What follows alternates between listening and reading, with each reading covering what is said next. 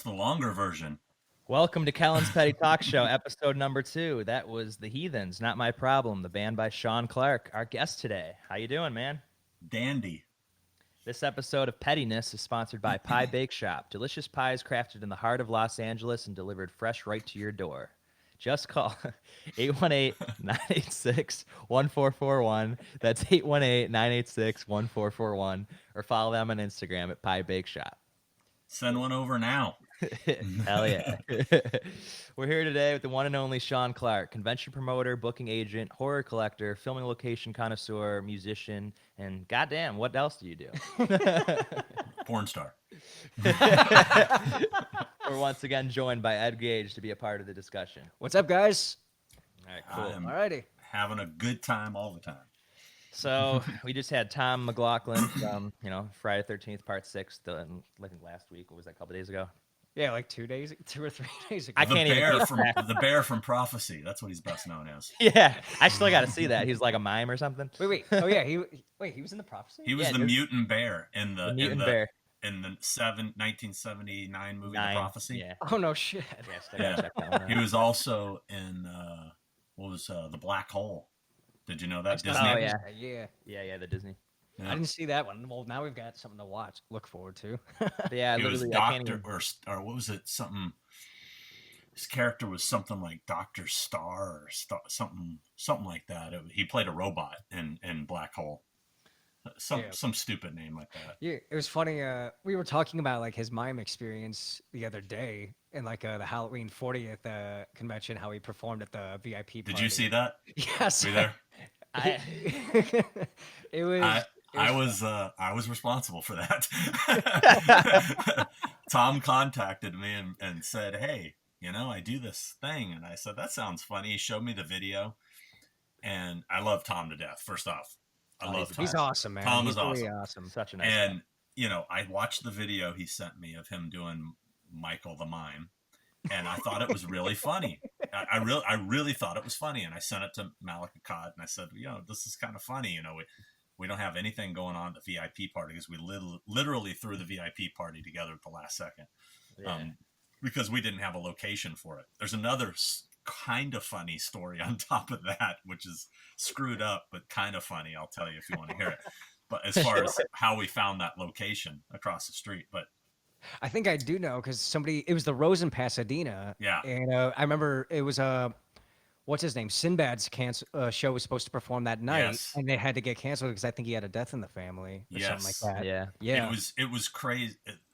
I'll give you the quick story. So we were panicking to try, where are we going to have this VIP party? And I said, well, there's this awesome venue across the street called the Rose. It would be perfect. I said, it appears that Sinbad is playing that night. but how late could Sinbad possibly play? He's just a stand-up comic. It can't go too late, you know. So maybe we can work something out where we can do an after party there after his show. So it was just a total shot in the dark, literally the week before, I think, the convention. And I contacted the Rose, and the guy goes, wow, this must be fate. Because literally Sinbad just called, said he had to cancel because his brother passed away. Oh, shit. And I was like, damn. Wow. And he said, so the venue's actually free that night. I'm like, wow, this is a weird coincidence, you know? So back to the Tom McLoughlin story. So yes, he sent me the video. I sent it to Malik. He thinks it's funny too. So yeah, we're going to let him do his thing. Well, where I think Tom blew it. Were you there for the whole thing, start to finish? I'm pretty sure I was. I think I'm I think I was sleeping at the time. Now, I actually think it would have went over gangbusters, but it didn't. I think people were just like, what the fuck is going on? But it would have went over really well had he not come out and introduced himself as Tom McLoughlin before he did it and tell the story of him being a mime. If he had just walked out on stage and did the act and nobody knew who he was, and then he pulled the mask off and said, I'm Tom McLoughlin, director of Friday the 13th Part, so people would have lost their shit and it would have been funny. It would have been great.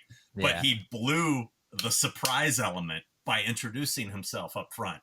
That was my interpretation, and that's several people said that. Why did he do that? Why did he come out? And I go, I don't know, because I thought it would be funny if nobody knew it was him. You know, it would have worked better. It would have been. It definitely would have been. No, that would have been great.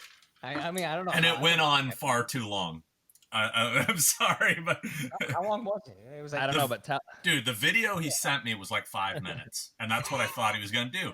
He ended up doing like 20 minutes, and it got to the point where we're kind of looking around going, okay, everybody's kind of awkwardly looking at each other going, what is it? Are we being punked? What's going on?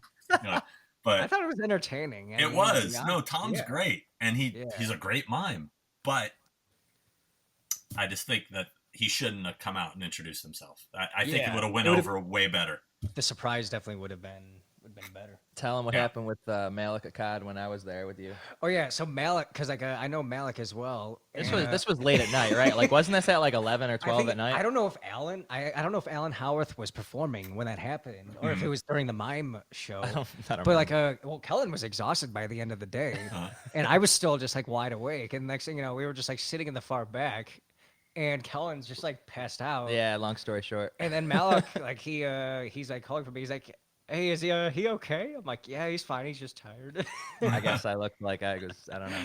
Yeah, no, that was a fun night. That was a night to remember for sure. Yeah, it was funny I was sitting at a table with Malik, and who else was at the table? I want to say, I think Chris Nelson and a few other people. We were sitting at a booth watching Tom. And Malik kept staring at me like, and I just looked at Malik and I go, hey, I looked at it, I go, hey, let's all give Malik a big round of applause for this. This is all Malik. This is his great idea, Malik. And he's like giving me the stink eye, like, what did you get me into? Malik's a great guy. He really is. Yeah, he's nice. I know he just moved to Florida, so yeah. Because I don't think he's. I don't know what's going on with Trancas anymore. I mean, they still have their office there, right, in LA? I guess. I don't know. I haven't been there in a while. I'm not sure. Probably something you'd have to ask Malik. I think no, because like last I checked, I thought he like moved to Florida. But I heard that too, but I don't know what's going on with that.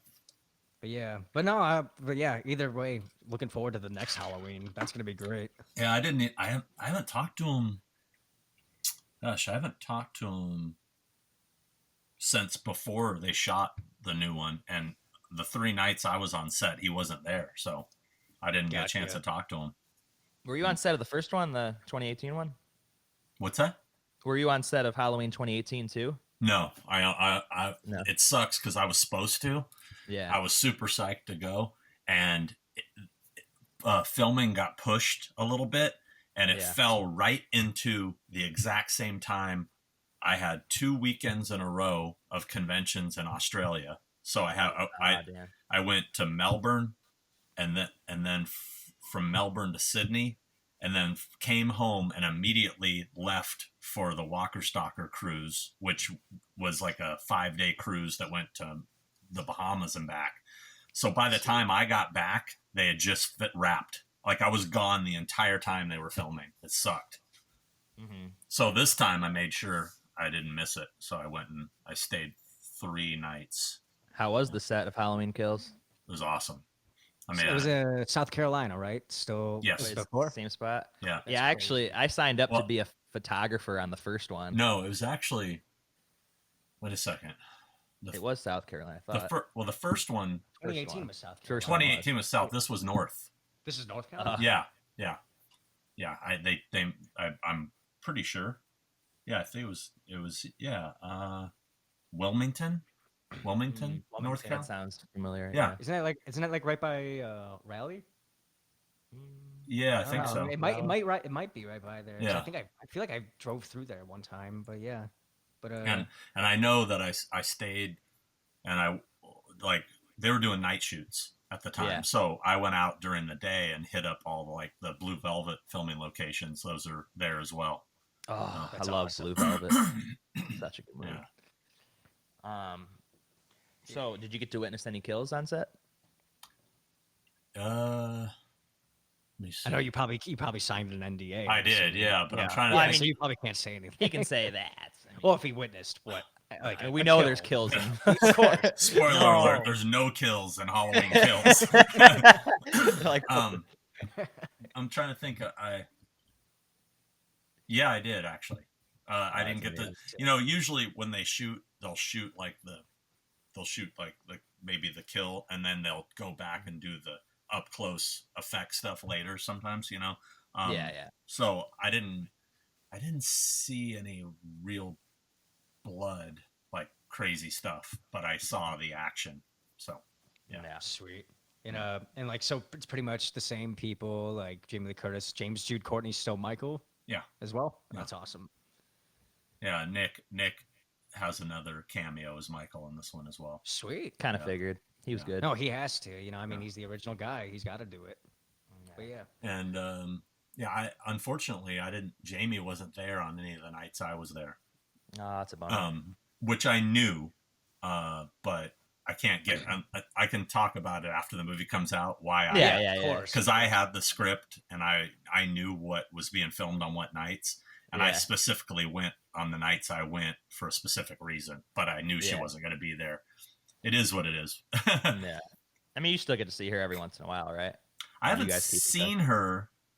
I haven't seen her face to face since the premiere, the Halloween 2018 premiere was the last time I saw wow. her.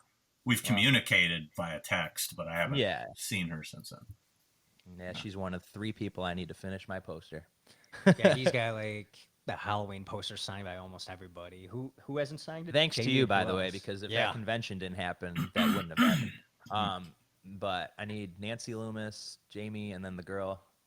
Kyle Richards. Yeah, Kyle Richards, yeah. But I heard she's approachable. I heard you could just go to her store in like Beverly Hills and she'll sign something. I don't know if that's true. I heard would be that. shocked if she actually works at her store, but Yeah, that's kind of true. I mean, if she's there, she's super cool. She is. Yeah. I mean, They she know. was on set every night. I was 2 of the 3 nights, and one thing I will say is, and I was a little like leery, like when I heard they were bringing her back. I was like, man, I wonder if she can still act. I mean, she. Yeah, for sure. I mean, really, Well, I'll be honest with you. I thought she was the best of everybody I saw that night. She was killing it. Wow. Yeah. Really no, good. it's gonna be great to see her back Yeah. as that character, and even like just seeing Anthony Michael Hall as Tommy Doyle. That's gonna be amazing. I mean, so is it? I mean, you probably heard about it. Is it true that Paul Rudd was approached first?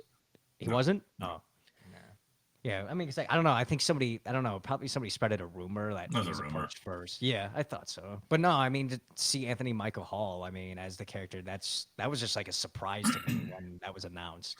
Yeah, That's when gonna be great. when I first read the script and I read the way they had written him before Anthony was attached, I was wondering who they were going to get to play that part Yeah. because it's a pretty strong character. Yeah. And of course. when I heard it was him, I was like, honestly, really good casting. So Definitely. Yeah, no, it's gonna be. I'm excited for this. I'm just already eager to see it. But yeah. But me too. yeah. Yeah, I'm So stoked. yeah, I would say should we go into like the memorabilia stuff? Yeah, sure. Yeah. So because we know like you have a huge memorabilia collection. I want to know like what are your top 3 favorite memorabilia pieces that you've collected over the years? Funhouse. Oh, it's Got to tough. be up there. Yeah. I mean, the Poltergeist Clown is my number 1, I think. Yeah. Number 2, I don't know. It's really tough, man. I one thing I just got that I love, something I wanted my whole life, and it's connected to your T-shirt, is I got Ace's Love Gun costume from Oh no shit. 77, 78 tour. That's awesome. It's just the vest part. The best piece, yeah. So like, would you consider the clown the one piece of memorabilia you could never give up, even if your life depended on it? Oh yeah, no way. Would you consider it that way? The right price? I probably would. I mean, that's got a good story behind it, though. You literally got that off eBay, right? Yeah, it's such a stupid story too. I mean, I dumb lucked on that thing. It was just so. And your friend saw it on eBay, or you yeah, saw it? My friend Darren, he and I had always discussed how that was our holy grail. It was the Poltergeist Clown, and I guess he was just searching on eBay every day, and I wasn't. And one day he calls me up and he goes, "Dude, you're not gonna fucking believe what is on eBay right now." And I'm like, "What?" He goes, "The fucking Poltergeist Clown." I'm like, "What?" And I go, "What, the real one?" He's like, "Yeah, the real one." And I'm like, he goes, "Dude, just type in Poltergeist Clown." And I go and I type it in, and nowadays when people list something, they'll put it should have said like Poltergeist Clown, screen used, prop, doll, whatever. Yeah, of course. It literally just said Poltergeist Clown, nothing else.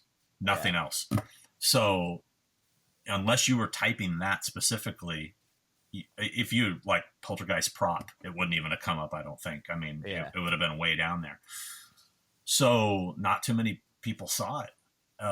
And I stole, there's that email again. I stole that sucker for it was like $3,200. It was really cheap. Wow. And the reason my friend didn't get it, he just was broke at the time, and he's just like, "I have no money. I know you could probably afford it, if you could." And at that time, I wasn't loaded by any means. I had a regular 9-to-5 job, and I was like, fuck, scraping it together to make that happen. Yeah, sell stuff. I mean, I'll tell you the biggest heartbreak story of all time. This is the one that what? Oh, the ones that got away. Oh no. Oh no. I had a chance. I had a chance. Now this is back around that same time where I didn't have much money. I had the chance to buy the original painting of the Halloween poster. Oh, no shit. For $5,000. No. And you know what it just auctioned for a few years ago? How much? 50. It was like 170 or something. What? Ridiculous. Yeah, it Wow. was something ridiculous. And that just is a knife in my heart. I'm like, oh. It was something like that. It was something ridiculous. Slap to the face. So when was this and the Poltergeist Clown? Like, what year was this? I don't remember exactly. I would say probably around 2000. So I was thinking 20 years ago. Yeah, that's crazy. Yeah. And that faded pretty bad too, right? The over time. Well, yeah, for whatever reason, the material that Annette Little, who made the doll, what the material she used, that was blue. Anything that was blue, the hat, the vest, the cufflinks, they were all this royal blue. All of it turned pink. Yeah. And I know some people at first were a little suspect of that. So why is that pink? Doesn't make sense why it'd be pink. Well, if you go to the Hard Rock, or not the Hard Rock, Planet Hollywood in Vegas, they have the other known existing Poltergeist Clown on display there. It's exactly the same as mine. All the blues turn pink. Planet Hollywood in Vegas. There's So there was 4 made for the film. I've seen a picture. Yeah. I don't have the picture, but a fan came up to me in Niagara Falls who said, "Hey, I hear you have the clown, blah, blah, blah." And I said, "Yeah." And he goes, I grew up with, I can't remember the guy's name. It was Annette Little's son who I bought it from. He said, "I grew up with him and I was at their house when she made them for the film. And I took these pictures and he showed me like actual, from a camera, 3x5 photos of 4 dolls sitting in the living room side by side. That he said, these are the 4 they made for the film." And so that, because there was always rumor that was 3, but now I know for sure there was 4 because I saw the photo of all 4 of them. So, but nobody knows where the other 2 are. And nobody knows who has the evil face because there's a, there was a transition head that it never was used. There was an intermediate head. There was like my happy one. Then there was one semi-evil. Then there was the full-blown evil, which was used in the film. The semi-evil head never made it on screen. Oh, I see. And that head showed up in an auction a few years ago. But nobody knows where the hero evil head is. So that's sort of, I guess, the holy grail looking for now is that head. I don't know if it's connected to a doll body or if they took it off. I don't know. Not sure. Is Poltergeist like one of your all-time favorites? No. Is that why? No, I like it a lot, but that doll was just, it's one of those things. If you grew up in that era, that thing terrified you, as a kid. So the only movies that really bother me for some reason, and to this day, like, are Pet Sematary and Carrie. I don't know why. For some reason, those are the 2 that bother me. Like, if I'm like alone watching it in the dark. Still, I don't know why. I mean, not really still, but growing up, it just, I don't know. Dude, Zelda in the first Pet Sematary. Come on. That freaked the shit out of everybody. Yeah, definitely. Actually, when I was in middle school, one of my like teachers that I had tried to convince me that another one of my old teachers that was like a math teacher of mine, Miss Benetovich, that was her name. She convinced me that she played Zelda in Pet Sematary, and I believed it. This was like, I was in like 5th grade, and she was super old too. She was like probably like 70 or something, so I believed it. Then you find out later it was a guy. Yeah, and then I found out his name's like Andrew or something. Yeah, Andrew Hubasek. Yeah. I represent He's one of the only ones that I knew. That's awesome. Hell yeah. All right. And I heard your dick of a teacher took away your Motel Hell magazine when you were in school. What grade was that? Whatever year that issue came out. I don't remember. I can't remember. 80 something. 80, 81, around there. Yeah, 1980, 81. Whichever year Motel Hell came out, probably. Yeah. 80. Yeah. I can't remember. It would have been like 4th or 5th grade, maybe. I don't know. And you just brought that to school and they just saw you reading it?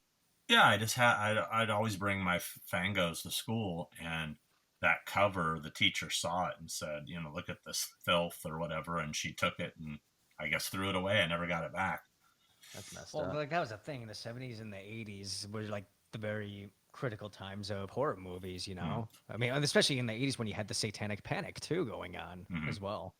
So I mean, I guess it's understandable. Now these days it'd probably just be like just another horror mag. Yeah, I'm gonna look up when that issue 9 came out. I wonder if that teacher's still around. Probably not. That'd be hilarious. We can go hunter now.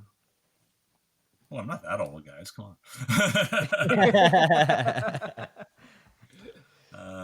Yeah, but no, it's funny, like because I remember like Motel Hell when I was a kid. I thought it just really freaked the hell out of me when I first saw it, and I think I was like a kid when I saw it, probably like 8 when I watched it on AMC, and then we went to the screening for it recently, where like the director and the 2 remaining cast members were still around. They reunited, and when I watch it again, I'm just amazed at how entertaining it is.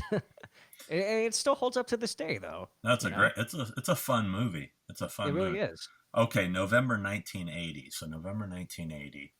What grade would I have been in? So November 1980. I would have just turned 10.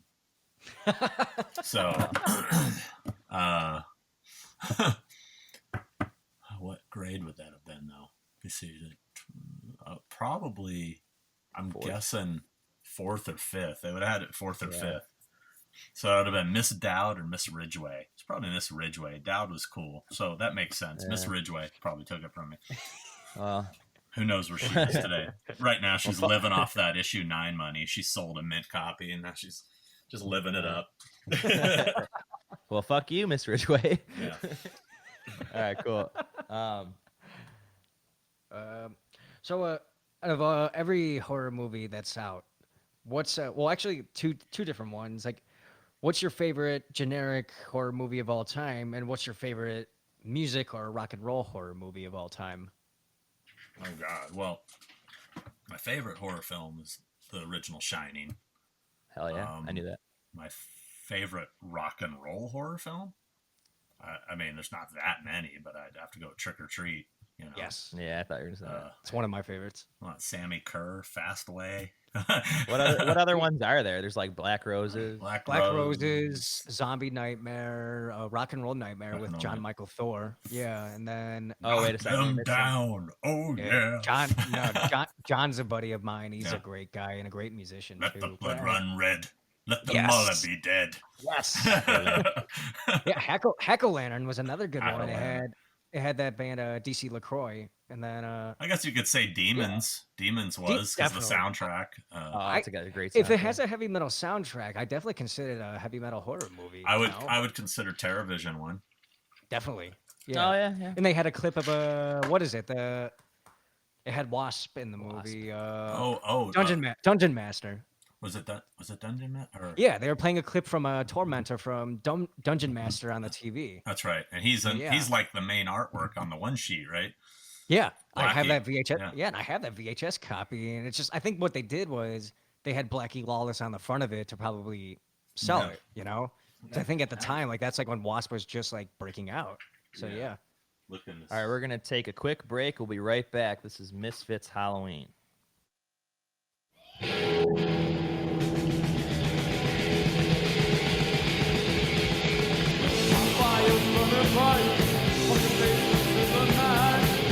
I remember Halloween, they got hanging the floor, still dead or out in trouble. I remember Halloween, probably vertigo, with skeleton like the snow. I remember Halloween, this day, when I think of, when the body's like the floor. I remember Halloween.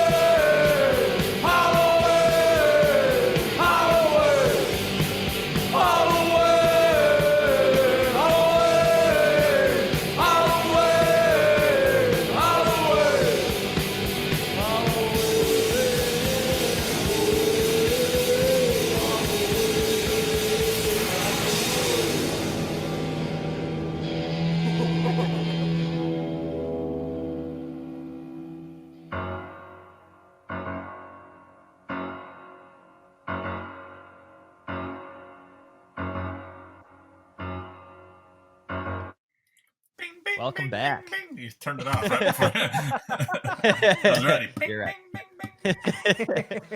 I was gonna slowly turn it off. And then, yeah. So going into the topic of Halloween, tell us how the whole the Jamie Lee Curtis event in Indianapolis, how did that all come together?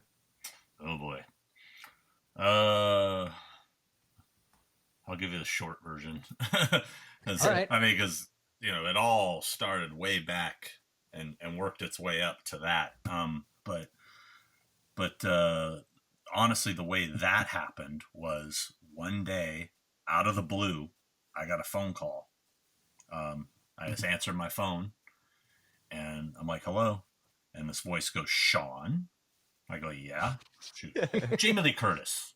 And I'm like, oh, yes, it is. I recognize that voice. And I said, yeah, what can I do for you? I mean, she just called me out of the blue. Don't know how she got my number. Just called me. And she says, so, I'm doing this thing for charity. I'm getting these Michael Myers masks signed by everybody from the film and, auctioning them off for Children's Hospital Los Angeles. And I'm trying to locate all the people from the Halloween movies, and I'm having no luck. And everybody I talk to says the guy you need to talk to is Sean Clark. He knows how to get a hold of everybody. Well, yeah, you got them on speed dial. Yeah. And she goes, and this is her exact words. She said, so I just said, fuck it. I'm going to call this guy. And I said, yeah, I'm more than happy to help you. And so we just started talking, and she says to me very casually, so let me ask you a question. You're a Halloween fan? And I said, yes. And she said, if you were me, what would you do to, what do you think the best way to auction off these masks would be? Should I do it online, or should I do it at one of those conventions? And of course, immediately I'm thinking, oh man, convention. But I said, look, I'm going to be honest with you, Jamie, as much as I'd love to lie to you and tell you a convention is where you should do it. I said, honestly, if you do it at a convention, you only have the few thousand people that might be there, where if you do it online, you have the whole world that could bid against it, and you'll make more money. And she goes, well, I appreciate your honesty. And I said, it is, and she goes, well, tell me about these conventions. How do they work? Do you think we could raise money through a convention? And that's how it started. And it just, and so we did it. And, we ended up raising $182,000 for the Children's Hospital Los Angeles. And I also I donated my 10% as well. So 100% of it went to the Children's Hospital. And Horror Hound Magazine, who put on the convention, Horror Hound Weekend, donated 50% of their profits also to the hospital. So that's awesome, man. Incredible. Yeah. So yeah, even going even far back to the beginning, how did you get involved in the convention circuit? Well, I first got involved by going as a fan. I didn't know what a convention was. My friend Pat Shulastra, who I'm still friends with today, he had just started working at Spencer Gifts, where I was working. He got hired. I didn't know him. He came in, oddly enough, segues nicely from your last song. He came in to apply for a job wearing a Misfit shirt. And I looked at him and I said to my manager, you got to hire this guy. He's obviously cool. He's got a Misfit shirt on. So they hired him. We became friends. He was a horror fan. I was a horror fan. And he says to me, are you going to go to the Fango convention? And I'm like, what's a Fango convention? And he showed me the ad in the magazine. And I'm looking at it. And it's one of those things that I think I probably just flipped past the pages, not knowing what it was, never really paid attention to it. Yeah. And I'm looking at it. And I remember the guests at that first show, Angus Scrim, Doug Bradley. Those are the two that stick out in my head. And I'm like, you're telling me the Tall Man and Pinhead are going to be there? I can meet them? And he's like, yeah. And so that was like 1989. And we went, and I was hooked. And that, it became, nowadays there's a convention every weekend.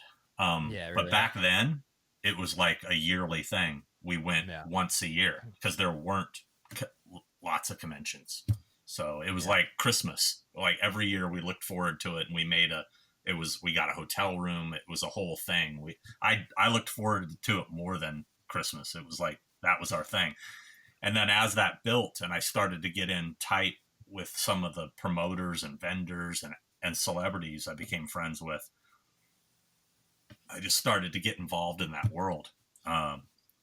And I guess it really came to a head in 2003 when I helped put on the Halloween Returns to Haddonfield, the 25th anniversary convention, which is what started the whole me doing all the Halloween conventions.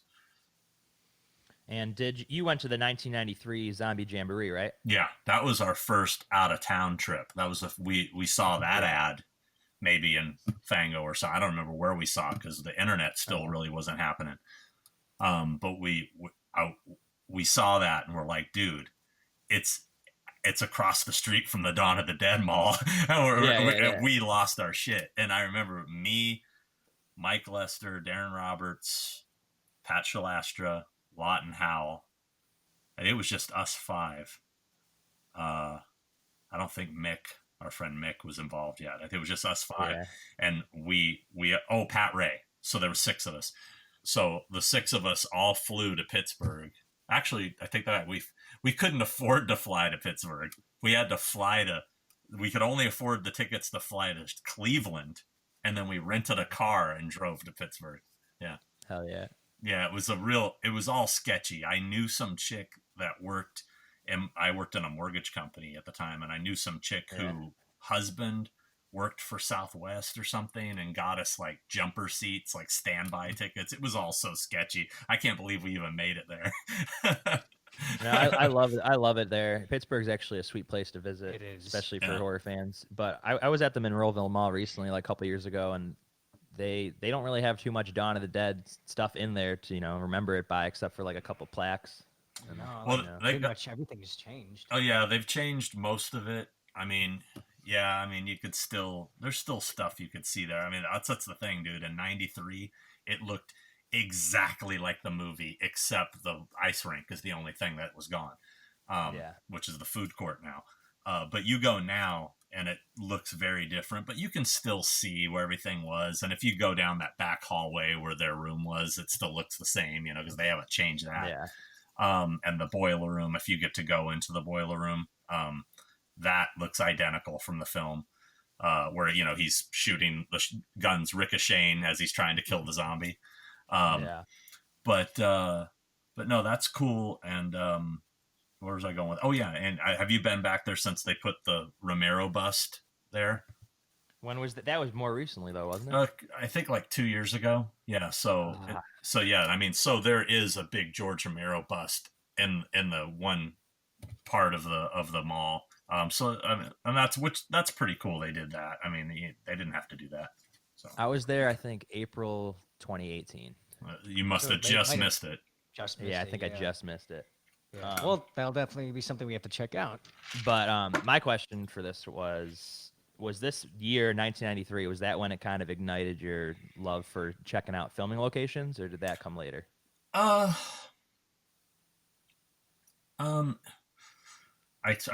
think, I don't know for sure. I think the first one, I get mixed up on what year certain things happened, but I think the first thing I ever found was the Myers house, and that was the thing that really kind of kicked it into gear for me. And and then I started kind of becoming obsessed with trying to find all my favorite places, and I've pretty much found the bulk of them.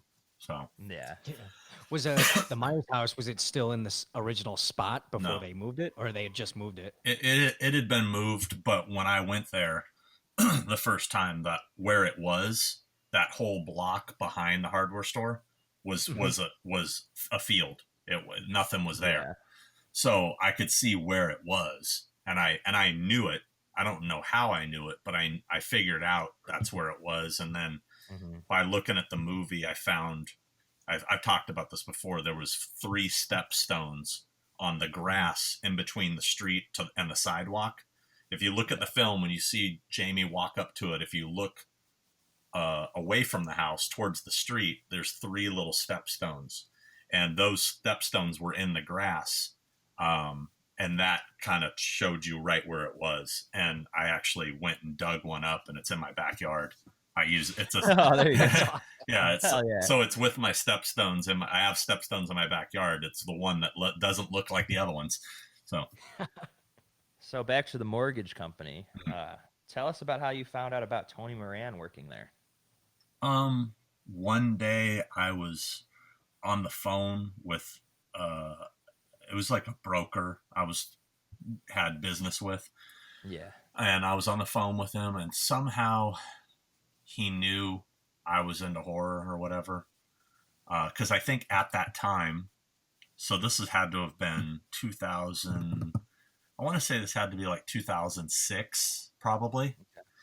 I'd already done the Halloween convention. I'd already done the 25 Years of Terror documentary. And at this time, I believe I was writing for maybe Dread Central. It was either Dread Central or Horror Channel, because I think it was that was long after Creature Corner. So it was either the Horror Channel or Dread Central, probably Dread Central. And I was on the phone with the guy, and he says, "Oh, hey, you're a big horror fan, right?" And I said, "Yeah." And he goes, "One of the guys that played Michael Myers works here." And I go, "Yeah, right. Okay, yeah. What's his name?" Thinking this guy's full of shit. He didn't know what he's talking about. And he said, "Tony Moran." And I go, "Oh, shit. Yeah. he works there." And so I said to him, could you put me in touch with him? I'd love to talk to him. And so he got him on the phone, and Tony was a very guarded dude for sure. And we hit it off immediately, because I was in the business that he's in. I think he was I don't know what he was at the time. He was a loan officer or something. And so I said to him, I go, "Hey, would you?" I literally did this as an excuse to meet him. I just said, "Hey, would you be willing to do an interview for Dread Central?" And he said, "Sure. Can I come, interview?" So I drove to LA, went to his office. We went into a boardroom and sat down the recorder. I interviewed him. And then at the end of the interview, I pulled out, I said, "Would you mind signing a couple things for me?" And I had brought my Halloween posters. And he's like, "Wow." He goes, "This is weird. I've never signed an autograph before." And I said, "You've never, ever?" And he said, "No, ever." And so I'm like, "This is your first autograph ever?" And he said, "Yeah." And I was like, "Holy shit." And then I told him, I said, "There's a lot of fans that would love to meet you and get your signature." And he's like, "Nah, you're full of shit." And I go, "No, I'm serious. There's these conventions." I started telling him about it. Now, at this point, I wasn't repping anybody yet. I was doing conventions. I was going to conventions, reviewing them for Dread Central, and going as a fan. And so I knew my buddy Eben, who does Mad Monster Party. He was putting on a convention in Van Nuys called Necrocomic-Con. It's the infamous convention that O.J. Simpson attended as a guest. No shit. Yeah. What? Yeah. So that's insane. Yeah, true. Autographing butcher knives and anything you brought him. Yeah. True story. So anyway, so I talked to Tom. I said, "Hey, you want to give this one a shot? It's local. You can just go to it, see if you like it. If you don't like it, go home." And he said, "Okay." So he tried it. He loved it. He was hooked. He's clearly hooked. He's never looked back since. And another sort of long story where he asked me to, if there was somebody that could help him get into more conventions. And I tried to hook him up with another agent that I knew who did what I do now. And that guy passed on him and said, "Oh, wasn't he only in the movie for like 8 seconds?" And he's like, "Yeah, pass." And I was like, "Really?" I said, "I think, he's doing well." And he goes, "Pass." So, so Tony said, "Oh, did you talk to that guy?" And I said, "Yeah, I did." And he goes, "What'd he say?" And I told him what he said. And he goes, "Fuck that guy. Why don't you manage me?" And I go, "Okay." And that's literally how it started. That's how my whole business started. And unfortunately, at one point, after working together for a couple of years, Tony and I were really good friends. And at some point when the well started to run dry a little bit, like he had kind of done the circuit, and he was still, "Well, let's go back and do those shows again." I'm like, "That's not really how it works. They don't take you back that quickly, They like to have fresh faces." Mm-hmm. Well, he felt that I wasn't doing my job, and so he said, I'm gonna move on. And I said, "Okay." And then from that point on, there was like this weird animosity towards me because it didn't work out for him at first. I think he was getting turned down. Then I heard through the rumor mill that he was telling people, Sean Clark's keeping me out of these shows. And I'm like, I wasn't keeping him. I had nothing to do with any of that. And so I was like the excuse as to why he couldn't get in. I don't know. And now, he's been doing them forever. And I see him around and he yells profanities at me every time I see him. He hates me. I have no idea why. It's stupid. Nothing ever happened. It's all in his head. So, hopefully he'll come around eventually. I don't think so. And he's dug himself pretty deep on that one. Fack him. Yeah. So, wait. Yeah, So sorry, I'm just gonna forget this. So with that in mind, tell us about finding Sandy Johnson. yeah. I remember when you were looking for her on social media and all that. Yeah, too. I remember that too. So I didn't find her, but I was responsible for how it happened. So Okay. I've been looking for her forever. Couldn't find her. And and I had kind of given up. And Ryan Turek called me one day and said, "Hey, do you know how to find Sandy Johnson? We are using footage of her. We want to use footage of her in Halloween 2018, but we need her to sign a release." And I said, "Dude, I've been trying to find her for years. I have no idea." And I said, "You know what? I have an idea, though, how we might be able to find her." So I called Uncle Creepy from Dread Central, who was at Dread Central at the time. I think it was like one of the last articles he ever did for Dread Central. And I said, "Hey, could you do me a favor? Could you write an article on whatever happened to Sandy Johnson and just basically talk about how, she's this iconic character from this classic film, and then she basically fell off the face of the earth." I said, "The reason I want you to write this article is some fan will see this and track her down. It'll happen. I just know it." It happened, but it wasn't a fan that tracked her down. It was another agent, a guy named Rick Henriques, who's a friend of mine. He saw the article. He got motivated to find her. He found her, and now they work together. So it was my idea that sparked it, but he's the one who actually found her. Yeah, and then that led to obviously because they needed to obtain the footage. Well, they needed to use the footage for the new movie, and that also led to her being appearing at H40 as well, right? Yeah, that was her first appearance, I believe. That was her first convention. Oh, it totally was. And then she got to go to the premiere and everything too. I saw her at the premiere. It was sort of That's awesome. She's living this sort of another life, and all of a sudden this whole thing she didn't know existed changed her life. Sometimes it's for better or for worse with some of these people. Sometimes it can almost create a monster, so to speak. Not that I'm saying that she is. I'm saying it, but I've seen it happen where somebody who just was a normal dude suddenly gets a taste of that fame, and then it goes to their head and Can't let it go. Big time. it happens a lot, unfortunately, in this business. So What was she doing before this? I think she was a school teacher or something. Yeah, because I think her husband, when I was talking to her husband at age 40, I think he said he's a professor as well at a university, I believe. So I think they both teach. Yeah, I think so. I know her, but I don't really know her. So Yeah, and now she's doing conventions around the clock. Like she's probably done 15 and 20 at least. yeah, since. she's got the bug, as we say. Exactly. But hey, good for her, man. I'm glad to see she's popped out of the woodwork, and now she's like interacting with all the fans. I mean, can you imagine, going from pretty much obscurity to finding out that people would hand you $40 for you to sign your name? I mean, it's and to be able to fly anywhere and see new places. Travel. Yeah, yes. of course. So obviously it's a good deal for sure. Yeah. So are there any celebrity names you have yet to work with or that you've always wanted to, or in the very least just meet? Because I know you've met a lot of people over the years. Yeah, I mean, obviously we all have our wish lists. As far as client wish lists, there's various, from people I admire to people I know would make me a lot of money. So that list isn't really fair.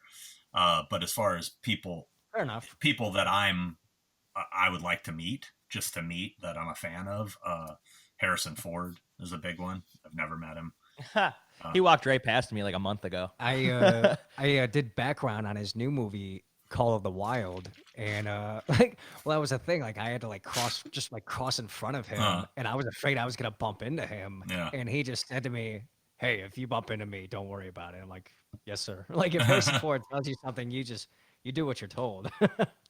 Yeah. No, yeah, he like that. From what I witnessed, that guy was a hard worker, Yeah. and he earned where he's at today. But yeah, Yeah. but who else would you say?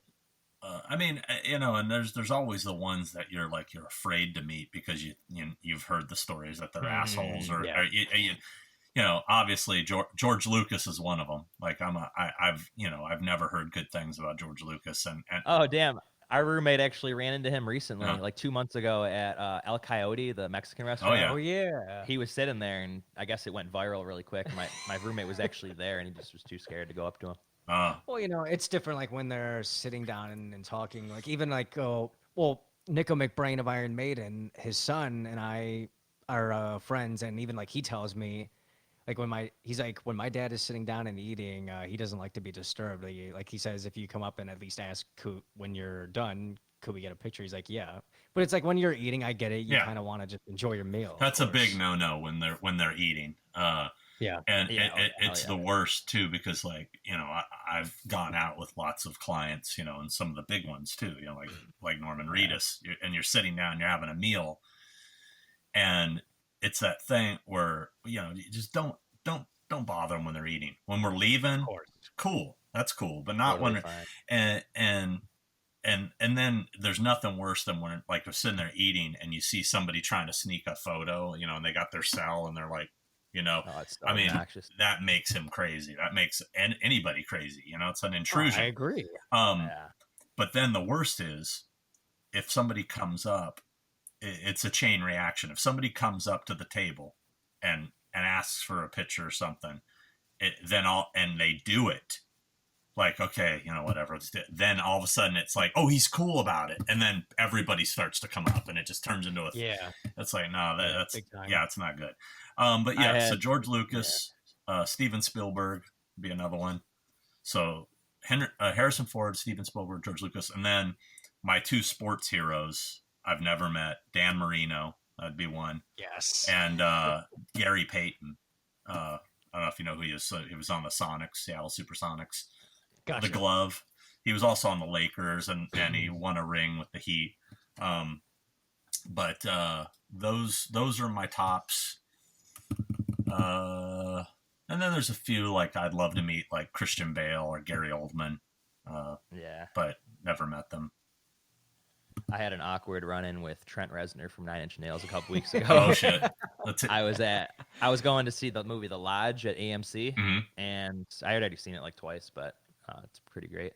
So I went to see it, and I think he was in the same movie as us. But right after we got out, I went to the bathroom. My roommate went to the bathroom, and I just kind of followed over there and just waited for him. And out comes Trent Reznor right out of the bathroom. I'm just like, how do I say hi to somebody that's walking out of a bathroom? Like, that is so awkward. So I didn't. Yeah. Yeah. He was with his wife too, I think. But then I actually ran into Glenn Danzig from Misfits, like in 2015. And yeah, this is like 5 years ago. And I was at the 99-cent store on Pico in Santa Monica, and I just came out of like a class or something. And yeah, he was getting cat food or something in there, and we actually locked eyes. I didn't actually see him until we locked eyes. Like, I was literally grabbing a blue kitchen towel, like at this dollar store, and he comes by and just locks eyes with me, and he just looked so pissed off. Like, he looked like if I even mentioned Misfits or mentioned anything, like, he would have punched me. So I didn't even bother saying it. Yeah, he's probably not the friendliest dude on the planet. I think like two of the friendliest run-ins I've had, like in like a public place, were David Yost from the Mighty Morphin Power Rangers in the 90s, and then also Cassandra Peterson, Elvira. Yeah, she's like cool. I just randomly ran into her at like a grocery market on I think Beverly, like near the Grove or something like that. And no, it was just like quick. I just did like a quick hello and goodbye because I had to go straight to work after that. And But like I just said, I'm like, oh, Cassandra Peterson, and I'm like, oh, I'm a fan of your work. Good to see you. And like it was just like I'm sure she was busy and in her own world, and I'm sure like when a lot of those people are just going grocery shopping, they just want to get stuff done and go home. So I totally get it. You know, Yeah. you can like the more you work with those kinds of people, you get an understanding of their lifestyle and their work too. Yeah, you know, nowadays I actually I kind of feel for them because, you know, in this whole new world of everybody has a cell phone camera, it's like, Yeah. I mean, it can be overwhelming. Everybody, you know, because somebody sees someone taking a picture of someone, and then they all jump in like they want, even if they don't even know who the person is. It's like, oh, that must be somebody famous. Can I get a photo too? And it's like, you know, it royally pisses me off. Yeah. I hate Big people time. like that. So yeah, so it's yeah. Kurt Russell's another big one. I've never met Kurt Russell. Oh, hell yeah. Definitely. I mean, he's somebody I'd like. He's like probably my number one of like who I'd want as a client. You know? Yeah. Well, if you could get like an Escape from New York reunion, like with the surviving cast, that would be amazing. Would love to. If only. Yeah. Yeah. When you run into people like that, are you more concerned about getting an autograph or more concerned about getting a picture? Like if you had to choose one, what do you normally go to? I'm more about like a picture. Yeah, honestly. picture. I mean, I'm just trying to think, you know, because it's a weird situation where it's like when I run into someone like that, it's like, you know, a lot of things go through my mind. Autograph doesn't go through my mind because the only time I'd want something, I'd have to actually have the thing I want signed with me, you know. Exactly, I just happen to have this Escape from New York poster, you know. But yeah, I mean, it would be picture, or there's the thing that goes through head. Should I pitch them, you know, on the convention thing? You know, should I say, hey, by the way, you know, I do this, you know, you know, and even it's awkward even in like professional situations because I just hate doing it. I hate the pitch, so to speak. Yeah, of course. I mean, 99% of my business is referral based. So like my clients will tell their friends or like, oh, I just worked with so-and-so and I mentioned the convention thing to him. And, you know, he said you should give him a call, that kind of thing. So like when we were just recently doing the commentary for Idle Hands, I moderated the commentary for Idle Hands for the new Scream Factory release. I put it together. I got Devin Sawa, Vivica Fox, and Eldon Henson, who all three I rep, right? There's that email sound again. I rep all three of them. And the Scream Factory guys got Seth Green on board. So I'm sitting there and we've been hanging out the whole time. We just watched the movie. We just did the commentary together and we're about to leave. And I had brought an Idle Hands poster to have, you know, as I figured, you know what, I have them all sign it. And then I'm like, oh, that's so fanboyish. I don't think I should do it. And then I was like, nah, I'm not going to do it. And then Vivica says, oh, hey, when are we going to do another of those monster thingies? And Seth goes, monster thingies? What's that? And she goes, oh, conventions. She goes, Sean books us all on the conventions. You don't do those conventions like that, you know? And so then I go, yeah, I said, oddly enough, this is what I do full time. I'm a personal appearance agent. I said, and I work with Devin, Eldon, and Vivica. I said, so we've done some Idle Hands reunions. If you're interested, you know, if you'd ever, and he's like, oh, Mary, you know, and that was my best person. So I gave him my card. You know, I never heard from him, but you know, you never know. You never know what will happen down the road. Yeah, but sure. It wouldn't have been a good look to say, and here, could you sign my poster? That just, you know, yeah, of course. That you know, now it's a little fanboyish. You know, I don't, you know. It'll happen. When is the street date for that? It's like May 12th or something, 26th? Who knows now? I mean, oh yeah, it might change. Yeah, I don't know. I mean, and that's the only thing I did on that release. I didn't do any of the bonus features. I just did the commentary. That's still sweet. All right, we'll be right back, and we'll have some fan questions. This is Rob Zombie, sick bubblegum, but I actually call him Bob Zombie.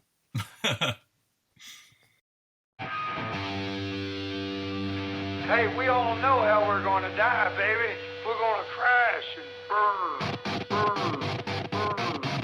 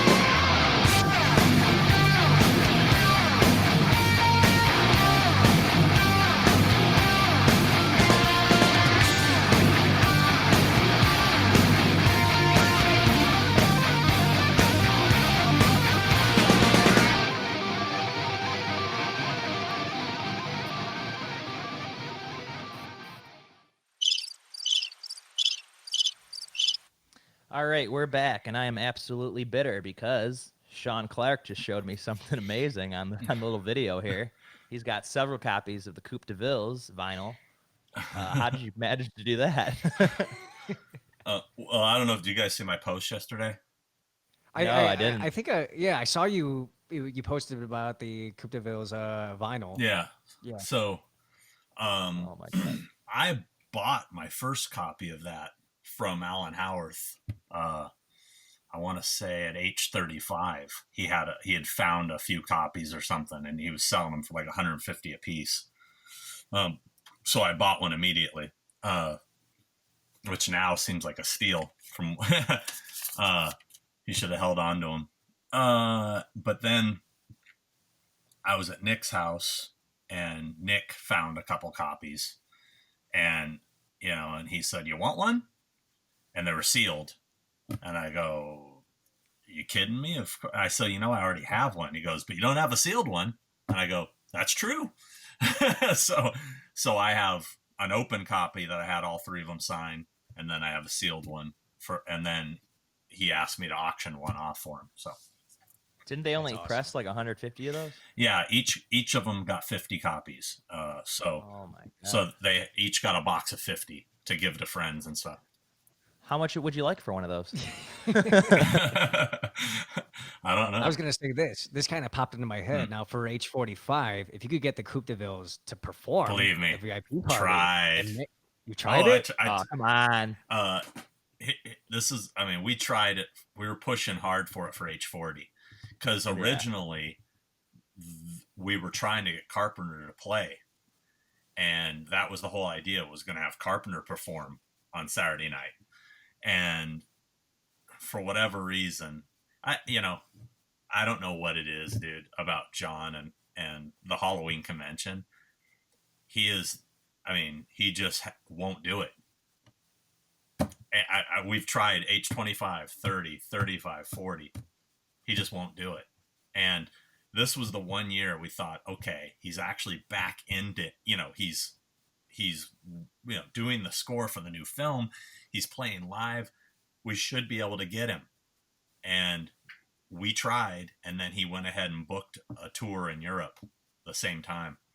It was almost like he did it on purpose. I don't know.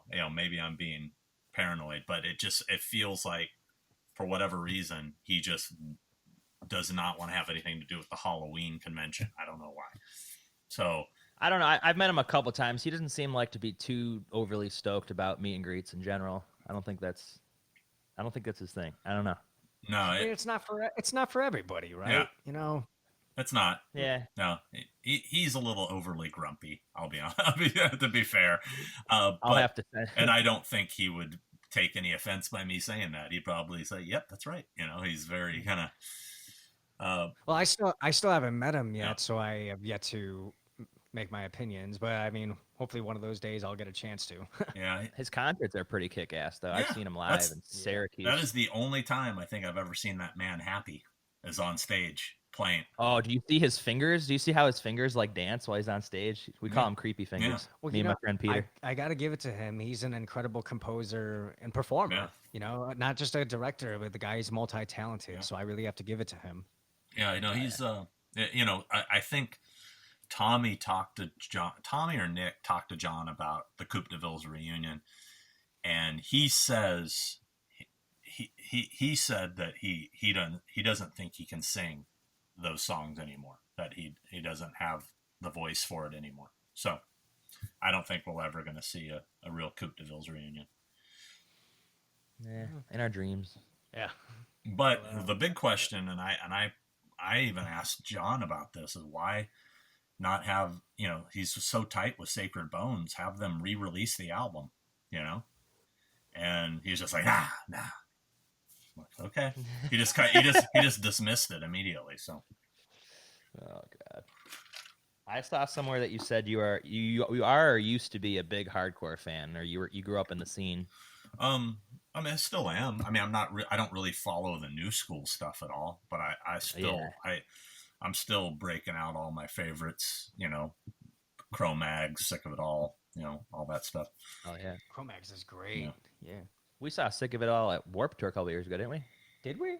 Yeah, they played. Was it? I think like 5 years. 2017, like when it was the Adolescents and a few other bands. I don't know. It was a good year, but they Yeah. definitely had sick of it all. Yeah, those guys are great. I mean, one of my old bands, Yuckmouth, our first show, I think our first legit show was opening for them in '89.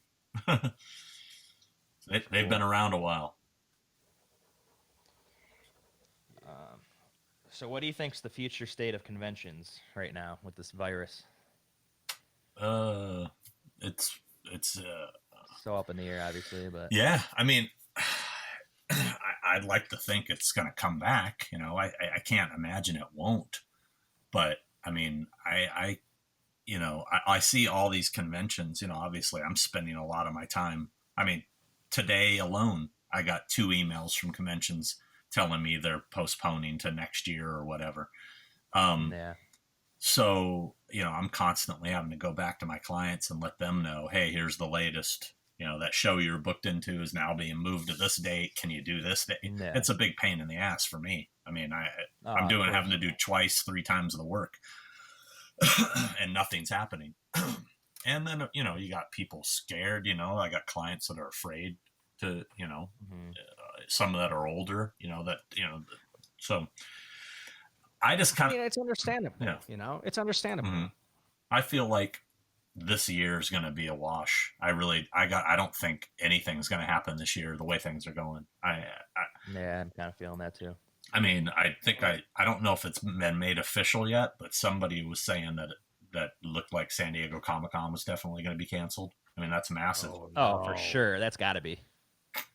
Yeah, wouldn't surprise me at this I point. mean, that's like 100,000 people. No, that's like 500,000 people. Yeah, you're right. You're They right. take You're over right. I've only been the once. entire city. You know, it's insane, and it is the most, like, you're walking around just crammed. You know, it's like nobody's gonna want to go there. No. But yeah, I mean, hey, I'm keeping my hopes up that. Well, that's all you can do. Keep your hopes high, and just hope for the best. Really. Yeah, I mean, You know? as of right now, I'll be perfectly honest with you, I'm really loving the time off because I haven't had time off in years. And to me, a vacation, because I travel so much, a vacation is staying home and just being in my house, which I never get to do. So I love it. My fiance hates it. She likes traveling, but I've been doing it a lot longer. So Yeah. Well, one thing I do have to ask, because I think this would be a good question as well. Of all the conventions you have been to, what is your most fond memory? As a booker or even as a fan? It's got to be getting Jamie. it's got to be one of them. That's a highlight for sure. Although that was a very stressful weekend for me, because she's a tough one, man. She's a tough cookie. And I was so worried about disappointing her, and fortunately it went great and we became great friends, and, so it worked out great. But when I watched that, The Night She Came Home documentary, all I can think about while I watch that is all the problems that were going on behind the scenes. In addition to one of those days, I suffer from migraines. I had a bad migraine that day and it was killing me. And that just made things 10 times worse for me. And I just had to suck it up and fight through it, I mean, the kind of migraines I get would probably put a normal person on their back, but I just had to try to ignore it and get through it because there was nothing I could do. So fondest memories, conventions. There's that email again. Jesus, junk mail, crazy. We're not even hearing it. We don't even You don't hear it. Yeah. It's literally when it goes off in my headphones. It's like bang. It's super loud. We're not here. We're not here. Good. For me, when I look back on when I was talking about earlier, how every year we'd go to the Fangoria Weekend Horrors in LA, and it was like Christmas. There's nothing that can compare to those feelings when me and my best friends used to go to those shows. It almost brings a tear to my eye, like how special those times were. Because we were all the best of friends. You know, as you get older, you know, I'm much older than you guys, but you'll see as you get older, your friends start to fall to the wayside. You know, you don't have as many friends as you did because everybody gets busy with life, you know. And it was just, those were such great times, and we had so much fun. I those don't compare to anything. And then the zombie jamboree thing, that's kind of was the pinnacle. So it's those memories can't be replaced. As far as modern day stuff, the Jamie thing was a big deal. Will we ever see her again is the question. I mean, she said she was one and done kind of, right? That was the whole thing. That was her motto from day one. And I tried to tell her, you know, at the time as gently as I could, because I didn't know her that well yet, was, you know, are you sure you want to do that? Because what if you enjoy it? And she's like, no. It's a one and done. And then, quite frankly, she enjoyed it. She actually was surprised at how much she all her fears about the things that she thought it could be, when she realized it wasn't that, she was like, wow, okay, you know, this is kind of cool. Maybe I shouldn't have said one and done, but it is what it is. So with that said, we have talked about another possible one. And the shitty part about it, I guess I'll kind of break it right now, was we were talking about doing it this year. And I haven't spoken to her since the pandemic, because clearly that's not happening now. So so she's open to it. I mean, if life gets back to normal, I think we will see her do another one. Again, she won't be on the circuit, so to speak. But, you know, will she do another thing for charity for the Children's Hospital? I think so. You know, we were talking about. Was that local, or was that somewhere in a different state? No, where she would do it, you mean? Where she was going to do it, if that was to happen. We were talking about Horror Hound again in Indianapolis again, where she did it before, because she's a very, this is her own quote, she's a very type A person. That's what she told me one day. So she likes things done a certain way. She likes a certain type of professionalism, and she was very impressed with how they did things, and the fact that they donated half of their portion to the hospital as well. All that stuff, that resonated with her, and she was like, I would do another one with them, you know. So that was the idea. You know, I mean, ideally, it would be better if we could do it in LA. Sure. I mean, I thought for sure the 40th there was like a chance. We talked. We were trying to make it work, but she had already had a prior commitment with a big. There was a Chris, her husband. His family is in Europe. Like, because over there he's like a lord or some shit, you know, and she, you know, and anyway, they had a family vacation thing that was all planned for that exact same time over in the UK, and she said there's no way to move it. So she made a video. I don't know if you guys saw it. We played it at the thing. Yeah, it was played back. She said, "I'm sorry I couldn't make it" and all that, but no, I'm glad to see that she was at least able to, you know, do that for the fans. Yeah, you know, no, she's so cool. I mean, she really got a bad rap there for a few years, you know, because she was getting irritated with all the horror fans showing up at her children's book signings, and I understand. You know, it's not really the appropriate place to be breaking out slasher posters. Definitely not. Yeah, I've heard she gets kind of offended, or not offended, but she gets kind of irritated when she does like her book signings or something, and people will come up with all like Halloween, Terror Train, prom night posters. Yeah, and I'm guilty as charged. I mean, the first time I met her, the very first book signing she did in like '95 or something for her first children's book, I found out I was there with all my shit, and she was very accommodating for the first few, but then as time went on, She was like, okay, guys, now, and then she stopped signing. I never experienced that because I'd gotten my stuff done and I was cool. Yeah. And she's not even really a horror fan anyway. So no, not at all. I mean, not at all. I don't know if you guys heard the commentary I did with her and Steve Miner for H2O, but the whole time we were doing it, you can hear her on the commentary. She was telling me, Sean, tell me when the scary parts are coming of her own movie. Because she didn't want to sit. She'd like turn her head. She's a total chicken. So. Speaking of H2O, I was actually just on eBay the other day. Sometimes I'll look on there for like screen use props and stuff. The knife from the one scene where she's like stabbing the girl in the kitchen or whatever, that's on eBay right now for like $3,000. Really? Oh, like the one where she comes out of like the little escalator? Yeah. Yeah, that one. Which I think they used that knife in multiple scenes, at least from what they were showing on there. Well, they had to have. I mean, I don't know. I'll have to look that up. Yeah, I was gonna send that to you. Well, if anybody's gonna get their hands on it, it would definitely be Sean. It's tough sometimes.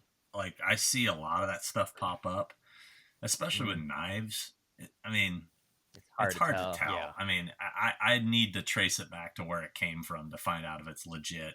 Nowadays, it's so easy to fake stuff. You got to be real careful. Of course. Yeah. You got to pull up like the high res, pictures of it and screen match all the details.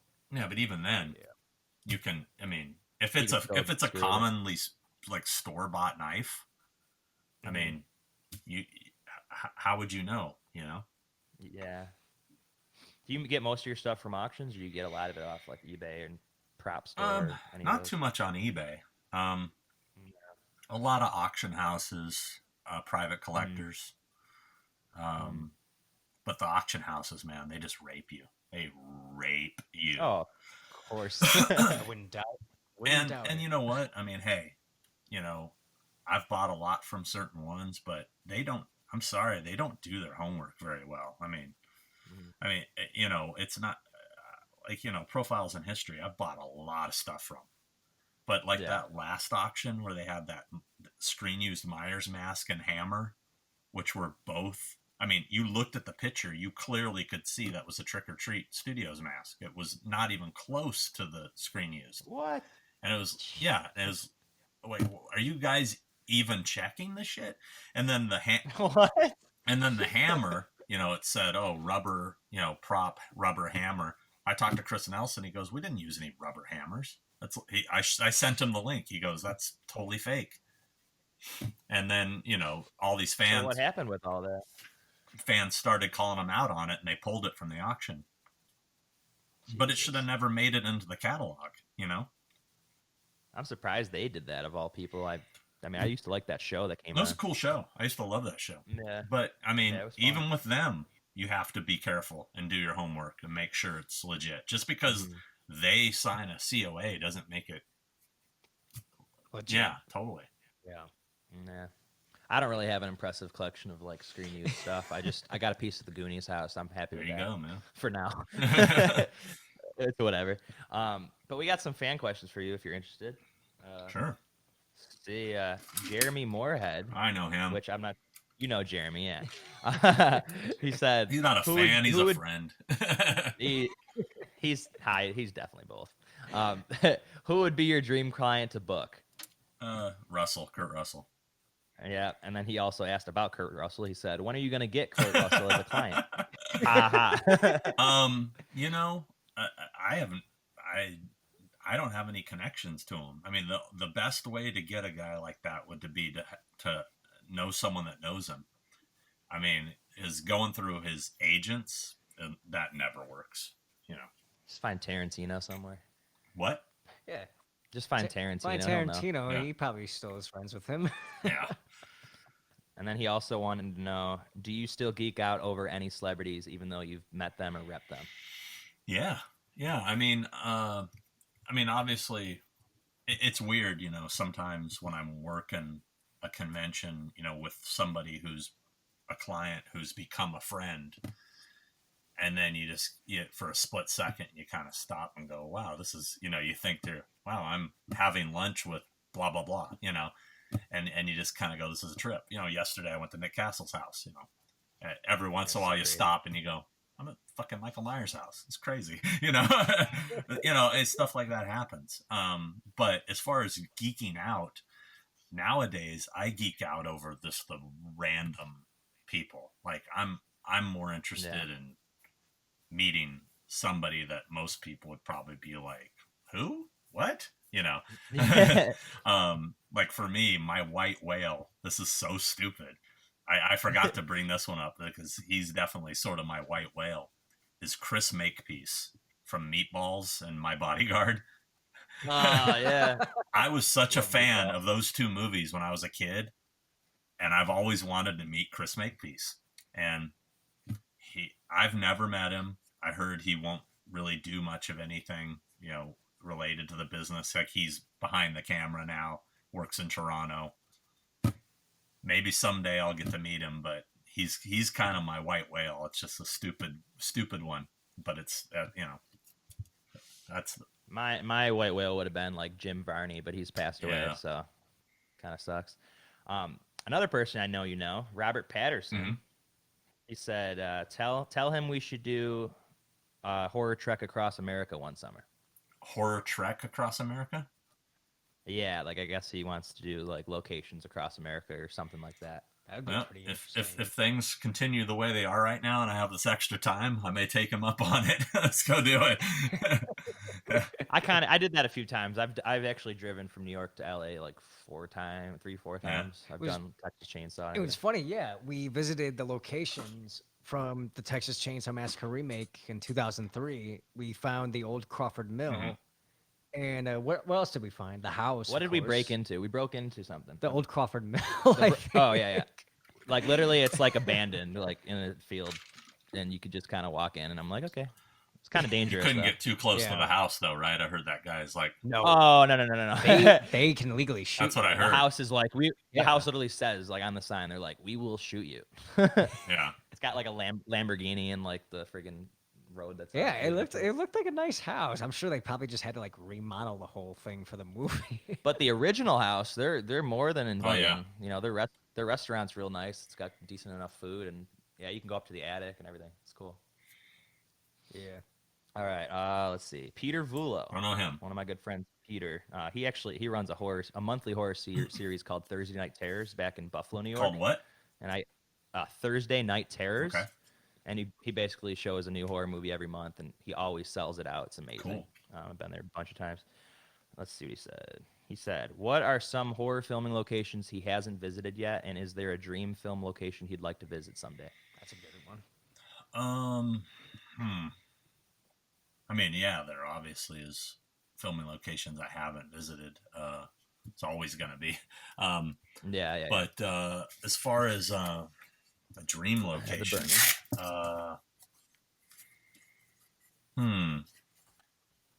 that's tough. I don't know. I mean, there are things I haven't that I'd like to, but I'm trying to think if there's one that's eluded me. I guess one that I've always wanted to. There's two actually, but okay. One of them is basic, and it's one of those things where, for me, what drove me to do this was to be the first guy to find them, because I was doing it before the internet. I was out there really seeking them out. Now people just Google shit and they know where it is. Yeah. But for me, the one that I've always wanted to go to and I never have, and I've kind of just put it off because everybody's been there but me, is Martha's Vineyard for Jaws. Yeah. And then another one, God, I just had it popped in my head. The other one,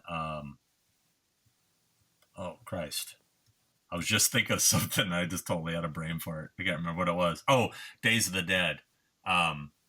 For to go down to the mine. South Florida scenes? I haven't been to any of them, but I mean the mine, the underground mine where they shot pretty much everything. Cool. I've had opportunities, I just haven't ever done it. But I've always wanted to go check those out.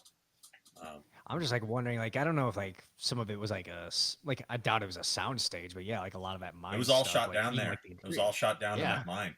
So yeah, so I mean, it's changed a great deal from what I've been told.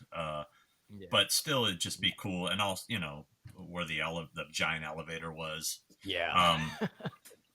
But yeah, to go down to, was it Fort Wayne? Is that where Fort Wayne, Florida? Is that what it is? Or Yeah, Fort I think Myers, it was- Fort yeah. Myers. Fort Myers, yeah. Myers.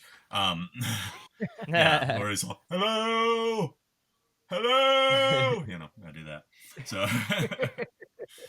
I've never been to any of those. I need to go to those. We've done a lot of locations over the years, and one that really sticks out, like just in the past year, that was just kind of a crazy day, was doing the Devil's Rejects ones. Okay. From Rob Yeah. Zombie. We got kicked out of like almost all of them, literally. Yeah. Like we tried to get on the ranch. Obviously, you can't get on the Yeah. ranch to see the house, and the security dude was there, and he just obviously wouldn't budge. And then we went to the motel, and usually I've been there a couple times. Usually it's like okay to get kind of close to that, but not really this time. This guy basically threatened to shoot us, and he was super old. Yeah.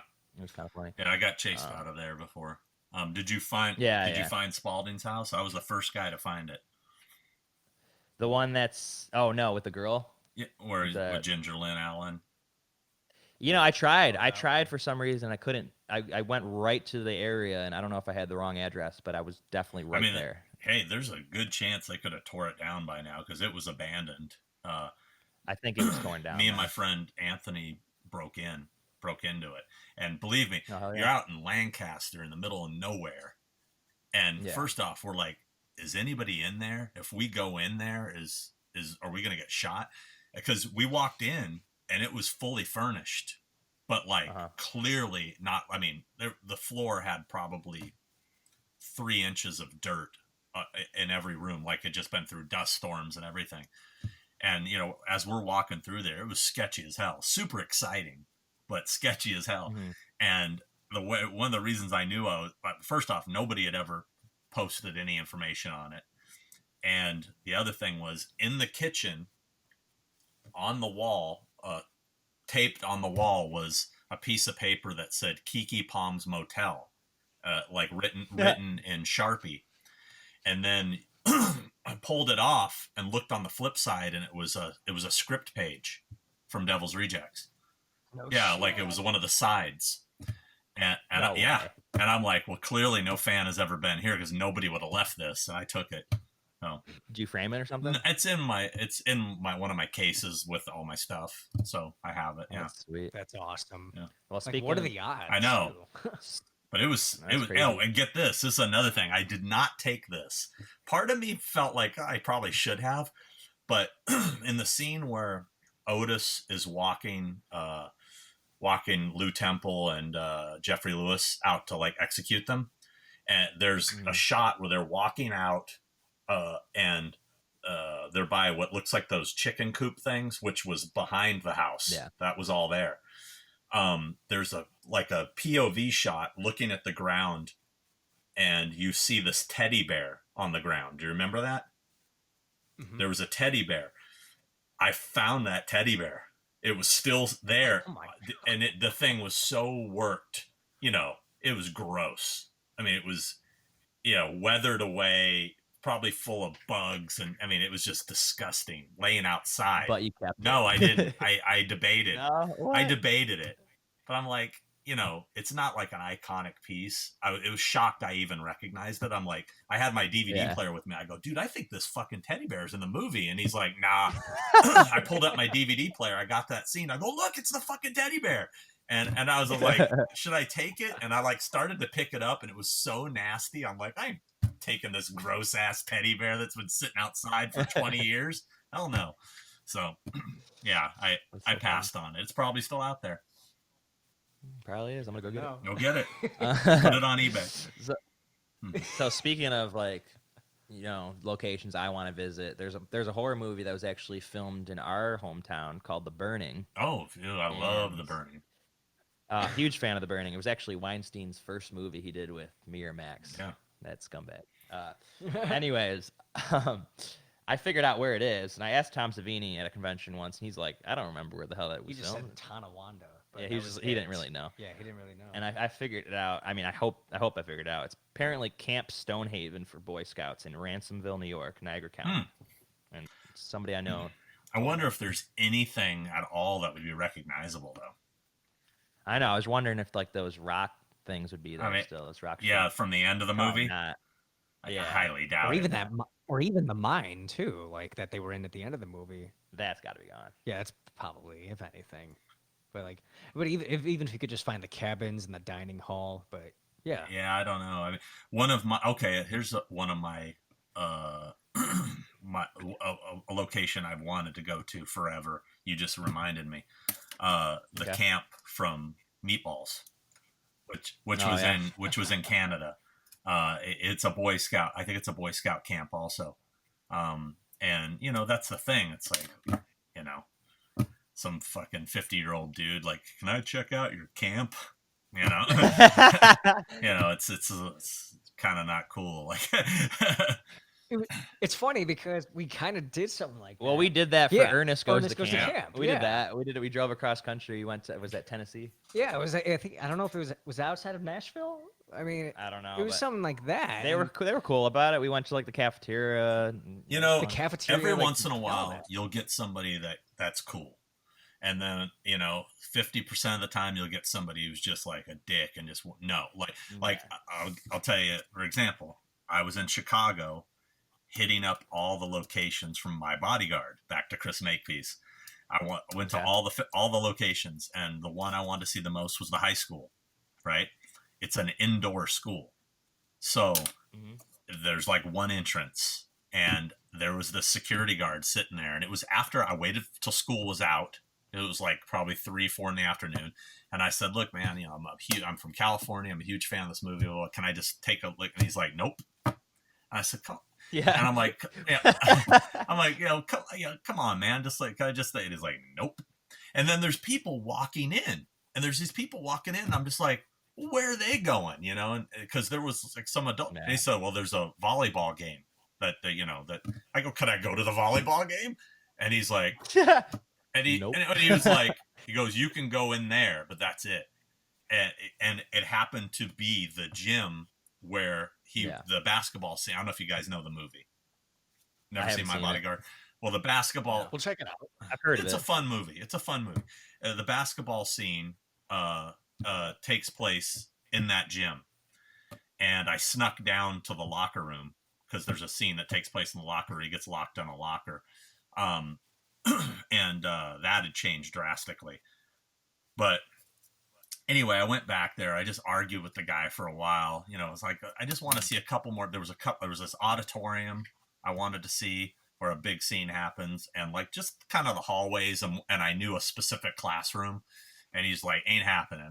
There was some young black girls there that were obviously students, and they were going, come on, man, just let him in, man. Let him check out and he's like, nope. And so they were totally being cool, but he was just wouldn't budge. So I leave, I'm walking out, and I'm walking away sort of, dejected. And all of a sudden the side door pops open, and I hear, hey, I look, and it's one of those girls, and they're like, come on. And I was like, what? And she said, you want to see school, right? Get out here. And I was like, oh. So she like popped open a side door. And so she lets me in. So I'm going through, and I ask her, okay, where's this and this? And she tells me, and she goes, I don't want to get in trouble. You go have fun. And so I'm walking around by myself, and I get to the auditorium. I'm taking pictures, and I'm walking around, and all of a sudden I noticed, because I had remembered when I was sitting there talking to the guy, he had monitors. There was cameras all through the school. Oh. And then, so I'm going down a hallway. I see him come around. He sees me. He's like, hey. And I'm like, I take off running. So I took off. Because he obviously saw me on the cameras. And I just went out and exit and booked. So. That's exactly what happened with the Devil's Rejects. The guy basically came out of nowhere and was like, I got a gun, we're going to shoot you. And then we just all took off running, except for our one friend. He's absolutely out of his mind. He kept When running. I went to Austin, I hit all the Dazed and Confused locations. It's one of my favorite films. No way. And really? I went to the school, and there was a teacher there, saw me walking around. It was like after hours or something. And she's like, it was me and a friend. What are you guys doing? I said, we're just huge fans of Dazed and Confused, and it's wanted to take some pictures. And she goes, oh, here, I'll show you some of the classrooms. And I was like, whoa. And she was just so cool. She took us into each classroom, let us take pictures. She said, oh, this was where they shot this scene. And they still had the big mural on the wall, the Spirit of 76 mural. We all took pictures with it and everything. I don't know that was like in 2005. So I don't know if that's still there, but it was so awesome. That's crazy. We actually, I think 6 or 8 months ago, because I always wanted to go inside the Myers house, and I know like now it's like a business or whatever, and they don't let you in. So we hardcore went inside, and we basically went there, and I filmed the whole thing. I got to find the video; it's hilarious. But we basically got in, we go right up, we took a picture on the staircase, went upstairs, and immediately when we got to like the top of the stairs, somebody that was working there came out of like a door at the bottom, but like they didn't know we were there, so we just waited, and then they went back in that office, and we just ended up getting out of there before anybody saw us. It was just surprising they didn't hear us like that whole time. We were just. I'm trying to think of where it was that we got caught. Like there was something like that where. Dodged a bullet. Yeah, no, I'm trying to think of what it was. There was some place. I remember exactly how it went down. I just don't remember what location it was, but it was something we went in and we weren't supposed to be there. And we did all our filming and took pictures and everything, and we were literally walking out as the person came out and started yelling like, "Hey, what are you doing?" I said, "Oh, we're just leaving. Take care." Just I can't remember where it was though. Gosh, what was it? We were walking out, and they started yelling at us, and we were literally just walking out, and they're like, "Nope, we're leaving. Bye." I want to hear which one this. It was funny because I think when Kellen and I first got to LA in 2017, we were doing the Halloween filming locations. We were doing our own of it, and we tried to get into the neighborhood where the Smiths Groves used to be. Oh yeah. And now it's now like a huge neighborhood. Apparently they tore it down in the mid '80s. And we tried to ask the security guard in like the neighborhood because it's like one of those. He was like, "You're not coming." No, they're just like, "Nah, we can't let you in." I'm like, "Damn it!" And then there was another time. I think we were filming. Was it the Wallaces or the Doyle's house? It was the Wallace's house, and we tried to talk to the people that lived there. They just came up with on their motorcycles, and they just didn't really seem to be very friendly about it. Yeah. Oh, and then we did Nightmare on Elm Street too, and this guy I was filming what's the girl at the beginning? Amanda Wiss. Tina. Amanda Wiss, yeah. Tina, yeah. I was doing her house, and there's a guy that lives there. He's kind of young. He's just like, "Hey." We turned around, we were like, "Oh shit!" And I thought this guy was absolutely pissed. Yeah. And then right when I told him, I'm just documenting the Nightmare on Elm Street and stuff. And he's like, "Oh, all right." He's like, "Get back to it. You're fine." Yeah, I was the first guy that found that house. That one I was really proud of because nobody could find Tina's house. And when I went there and I finally found it, and I found the alley behind it, which I was like, "Oh shit, the alley is behind it." I was so psyched when I found that location. I forgot you were the first one. You say that in the video, don't you? I don't know if I did or not, but I know that the owner of the house told me I was the first person to find it too. She's like, nobody. And then I probably made her life hell after that. What was the one filming locations video? Robert Rustler just keeps popping up. What's that? I remember there was one you did. Robert Rustler just keeps popping up as a guest. And you're like, "Whoa, when are you gonna do the part 2 location?" Yeah, well, no, we put him in a bunch of episodes. So he was in Elm Street 1 episode. He was in Halloween 2 and Halloween 3 episodes. He was in the Prince of Darkness episode. That's my favorite cameo where he rolls over in bed with me. He's all high. And I'm like a nightmare. I heard he's really nice. Oh, he's awesome. Rustler's awesome. Yeah. Have you ever had any bad run-ins with people? I tried to get a picture with Jeffrey Combs once, and he was like, "Nope." Or actually, no, that was for an autograph. Actually, he took pictures. He was just like, "I'm not signing," but the way he said it to me was like, "Nope." I love Jeff. He's a good friend, but yeah, I mean, I heard he's one cool, of those guys though. He's got a very dry personality to where it could come off really bad. I can see that. Yeah. But I mean, you're saying run-ins with celebrities, you mean?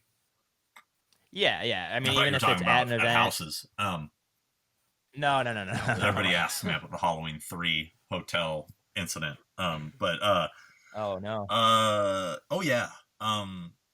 Let's see. The top 3 worst.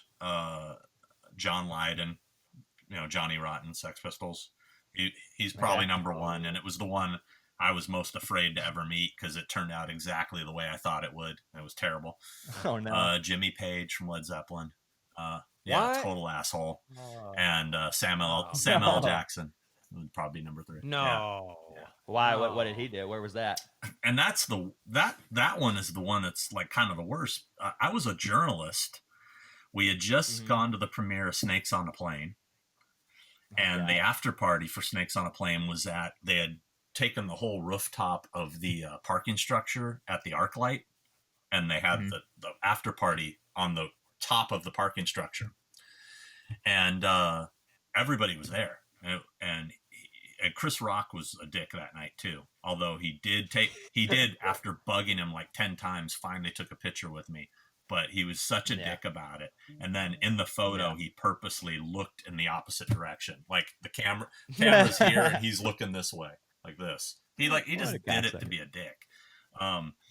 But Samuel L. Jackson, I see him stand there. He's talking to Rodney Peete and Rodney Pete's wife. I forgot her name. She was an actress. I can't remember. Something Pete. And Rodney Peete was a football player, if you don't know who he is. He was a quarterback, I think, of the Eagles or something. Okay. And I'm politely waiting for them to finish, and they walk away, and Sam's by himself. This is at the after party, which was very exclusive to just the people involved with the production, celebrities, and a select few journalists. And so me and another journalist walk up to him, and I go, "Excuse me, Mr. Jackson." And he turns around and he literally looks at me and him and says, "Where'd you motherfuckers come from?" Yeah. What? And I thought he was joking, like he's doing the Samuel L. Jackson stick. He's doing the thing. So I start laughing. I go, "Over there? I don't, we can find from over there." And he goes, "What you want?" And I said, "I was wondering if we get a photo with you." And he goes, "No." Like that.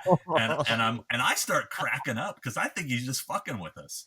And I go, "Are you serious? Or are you joking?" And he goes, "I gotta take a picture with you. You'll have to take a picture with all these motherfuckers." And I was like, "All right then. Thanks." And that was pretty much it. Wow. Your movie sucked. See you later. Damn. Oh, that movie was kind of bad. I didn't leave up. Yeah, but it's like, I'm a friggin' journalist. You want us to write good shit about your movie we just saw. You're gonna really treat us like that? It's kind of. Yeah. How did the review go after? Not well. Did you mention that or no? I don't remember. It was so long ago. I don't know if I mentioned it or not. You should have threw that in there. I'm not sure. Oh, that sucks. All right, I got one more fan question here. It's another friend of mine, Mike Epstein. Ask him about the remake of Land of the Living Ghost Eunuchs. How do you say that? Eunuchs? Oh, Jesus. He played a character. Oh, wait. He played a character in our movie who was the director of that. Okay, yeah. So, who asked the question? Mike Epstein. Do you know Mike Epstein and Sophia? The name sounds familiar. They're married. They did the movie Clickbait, and they directed a video for Jimmy Eat World. They've done a couple things. Maybe they're the ones who... I don't know them, but this guy, Neil Jones, I think's his name, okay.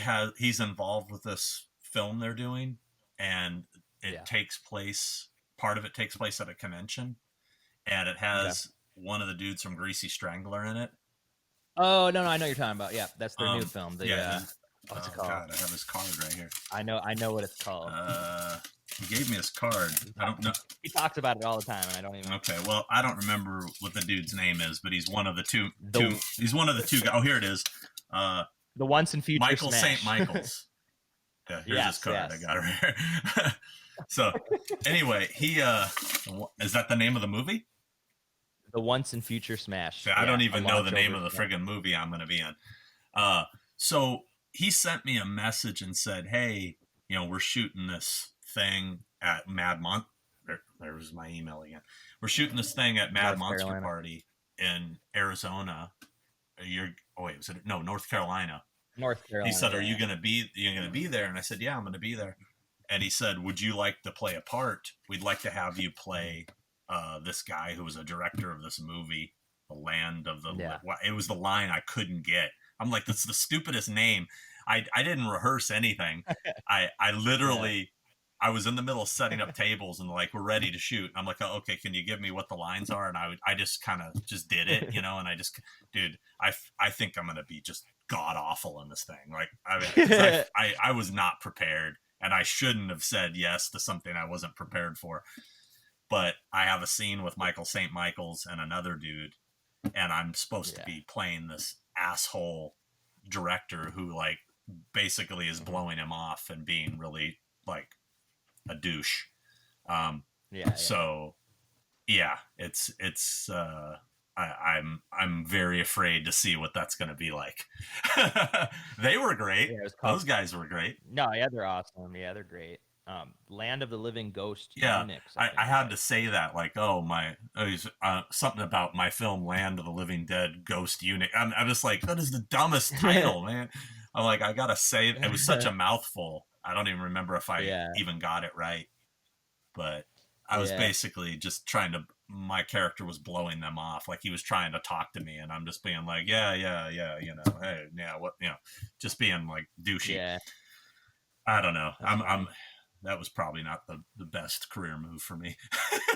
We'll see. Who knows? Yeah, I know they fit a lot of people into that weekend. It seemed like everybody was in that movie. I know they did something with Clint Howard recently where they interviewed him at his house, but I don't think that has anything to do with that. But they're always doing something. Those guys are just crazy. Yeah, they did something with Mark Patton, right? Oh yeah. Yeah. What did they do with Mark Patton? I forgot. I know because like it was a couple of days before his like. Oh yeah. Maybe he was a part of that then, because we went to a screening that Mark Patton did for that new documentary, the Scream Queen. I still haven't seen it. Yeah. I guess I'm in it. Oh, it's good. It's good. Yeah, I think he was in it. Right? I think you were in it. Yeah, because it was at Shock Pop Comic Con where we were both at. Yeah. In 2015. Were you there? So, yeah. Oh. Yeah, I was there. Yeah, it was like because like they had the reunion panel, and I was moderating it, so that's what I think. I'm in the video on stage moderating. I think because they didn't interview me for the doc. I know that he asked to interview me for the doc, and I said sure, but it never happened. So yeah, it was pretty good. Yeah. You know, it's really shitty to see what Mark had to go through in his life. So I really feel for the guy. I heard that Shock Pop Comic Con was kind of a disaster. You know, I will say this. Yeah. It was a disaster in regards to they didn't have the money to pay people. Yeah. I got paid. I got all my people paid, so I can't really I can't complain too much, but I'm also, you know, that's why I'm good at what I do. You know? Yeah, so I got it handled, but the show itself was good. It was well run, and accommodations were great. We had a lot of fun that weekend, but it all turned into a shit show on Sunday night for sure. For the people that were trying to get paid. At the end of it. I sensed blood in the water, so I got in there early and said, "Dude, pay me now." So while he had some cash. And it sucks because it had such a great lineup too. You had a Karate Kid reunion. Robert Englund was there. Robert Englund, Miami Vice. Danny Trejo. Yeah, you put me on the phone with Robert Englund that time, didn't you? Did I? Yeah, you were on. He put like a live stream on his phone and went up to the mic. Yeah, it was like FaceTime. Yeah, and then who else was there? Oh yeah, was Bam Margera? I think was there one day. Feldman. Corey Feldman too. Yeah. Oh God, Bam Margera is drunk every time I meet him. He's a mess. And then Corey Feldman, actually, our friend Greg Ropp that used to run the Erie Horror Film Festival.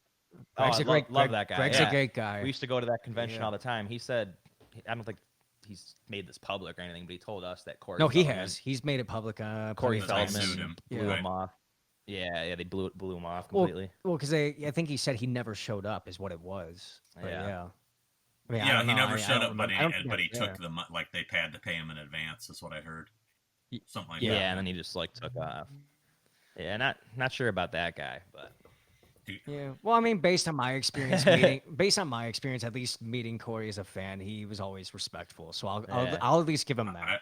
What's going on with that film that he made though? The what do you call it? I watched it. The Truth. The Truth. Did it come out? It Yeah. came out, and I think it was on YouTube. Somebody posted it on YouTube, and it probably got yanked down. But it's just like, I wouldn't be surprised if there's going to be a huge lawsuit over it. You know, I mean, but I mean, it's pretty like the details were kind of shocking. You know, I mean, like we kind of thought that like the names that were supposedly going to be revealed were big executive names, but they weren't. They were just other actors. Yeah, I really. mean, and some of them most people knew about already, like that Dominic Bros. Donovan Yeah. Braskia, yeah, Yeah. from Friday Yeah. 5. Yeah. So, I mean, the only one was like the hold on, I got this weird thing popped up here. The Sheen was the only one that was kind of like, okay, but I don't know. Well, I mean, Who knows? Who knows if And here's the thing: I don't think, and I'm good friends with. See, I worked with Haim. Haim and I were close, and Yeah. that's right. I remember and that. I still talk to his mom, and his mom. I spoke to Judy like 2 weeks ago, and she. I don't think it's Feldman's place to even bring this info out, because it's not. I mean, it's not his story to tell. And Corey Haim isn't here to defend himself, to say if it's true or not. And if his own mother says it isn't true, I mean, I just don't think I think he should have. I don't think he should have. Yeah, I mean, if it happened to him, okay, but I don't think it's his place to come out and say. It happened. Well, yeah. If he was talking about his story and his story alone, then that would be one thing. So yeah. Yeah. So, because I'm not convinced that really happened. Also, is Jeffrey Dean Morgan on your client list or no? We're no longer working together. No, I resigned. It's a long story, but no, yeah. Okay. But you're still working with Norman, right? Yeah. I mean, Okay. I technically, I currently have Jeffrey booked into something if it happens in October. But as far as regularly working together, no, not anymore. No big deal, no drama. Just wasn't. Just say it wasn't the right fit. Yeah. People don't always click. That you gotta have the chemistry, right? Yeah. Well, you get along with pretty much everybody. I can tell. I try. I've seen you at the convention. I try. You're a really good guy. Yeah. At least I try to give off that vibe that I am. You're doing a good job. I'll give you that. Do you have any modern horror films that you're like a big fan of? Modern. Like in the last 10 whatever years. I guess. God, absolutely. Or more recent. Let me see if there's anything recent I've seen that I really liked. I liked The Lodge, but that was definitely 50-50 I liked it. for a lot I liked of it. A lot of people I really liked Hereditary a lot. I liked The me Witch too. a lot. Didn't like Midsummer that much. I thought it Didn't was okay. really care for Midsummer. Yeah. I like mindfuck movies like that, like Hereditary. I thought was really good. Oh yeah. But as far as and people complain about the ending. That ending is nuts. I love the ending. I love the ending. I'm like, what the? It was bizarre, because we saw it, I think right when it came out, and I was just like, I was just like, holy shit! Throughout this whole movie, I was just like, what the fuck? I like Mandy, although the first 45 minutes was. I was about to say I didn't even finish Mandy. I got 20 minutes into it. I'm like, what is going on? It's the slowest movie. It's one of these movies. You haven't seen the whole thing? Oh, I had 20 minutes literally, and I was you need to finish it, because it's one of those things. Like the first 40 minutes of the movie is you're just like, what the fuck am I watching? This is so stupid and boring, and then it just totally goes bonkers and whips out the chainsaws and nuts. It just it's like all the action and stuff it's missing in the first half, it makes up for in the second half. It's good. But as far as I really enjoyed Ready or Not. I don't know, it's not really horror, but I thought that was a fun movie. I just saw The Hunt. It was entertaining, but it wasn't. That's all right. I went to the screening of that they had at the Egyptian. I just saw The Platform, which Oh, the one that they just It's on Netflix, I think. Netflix. Yeah. How was that? It's a cool concept. It's not super original. It has a little cube vibe in there, and it has a little bit of old boy vibe in a way. But the ending I thought really fell flat for me, but it was entertaining. I'm looking at my Letterboxd account right now to see if what else I've put in here. Let's see. I stopped doing Letterboxd. I got annoyed. Yeah, it's funny is I don't know why I'm doing it. Because I don't. It's like it's good for certain things, but in terms of like having to go in there and review everything you're watching, I don't. I literally, unless I really have something to say about it, I don't review anything. I just kind of put down what I watched. More for like moments like this when I'm trying to remember things I've watched, and I'll just use the star system to rate it. Yeah, I haven't. I saw that Vivarium movie the other night. Have you seen that? No. That's with Jesse Eisenberg, where they go to this real estate office and looking into a house, and this real estate agent takes them to a house, and it's in this neighborhood where all the houses look identical. It's just really bizarre. Okay. And basically the guy leaves while they're in there, and then they can't get out of the neighborhood. Like suddenly there's no way out of the neighborhood and they're stuck there. It's weird. It's really weird. Was that on Shudder? It's on, I don't know. Ooh, Amazon Prime? I think it was on something. It's gotta be on some. It's gotta be on something, if anything. I watched it on my friend's Plex, so I don't know where he got it. So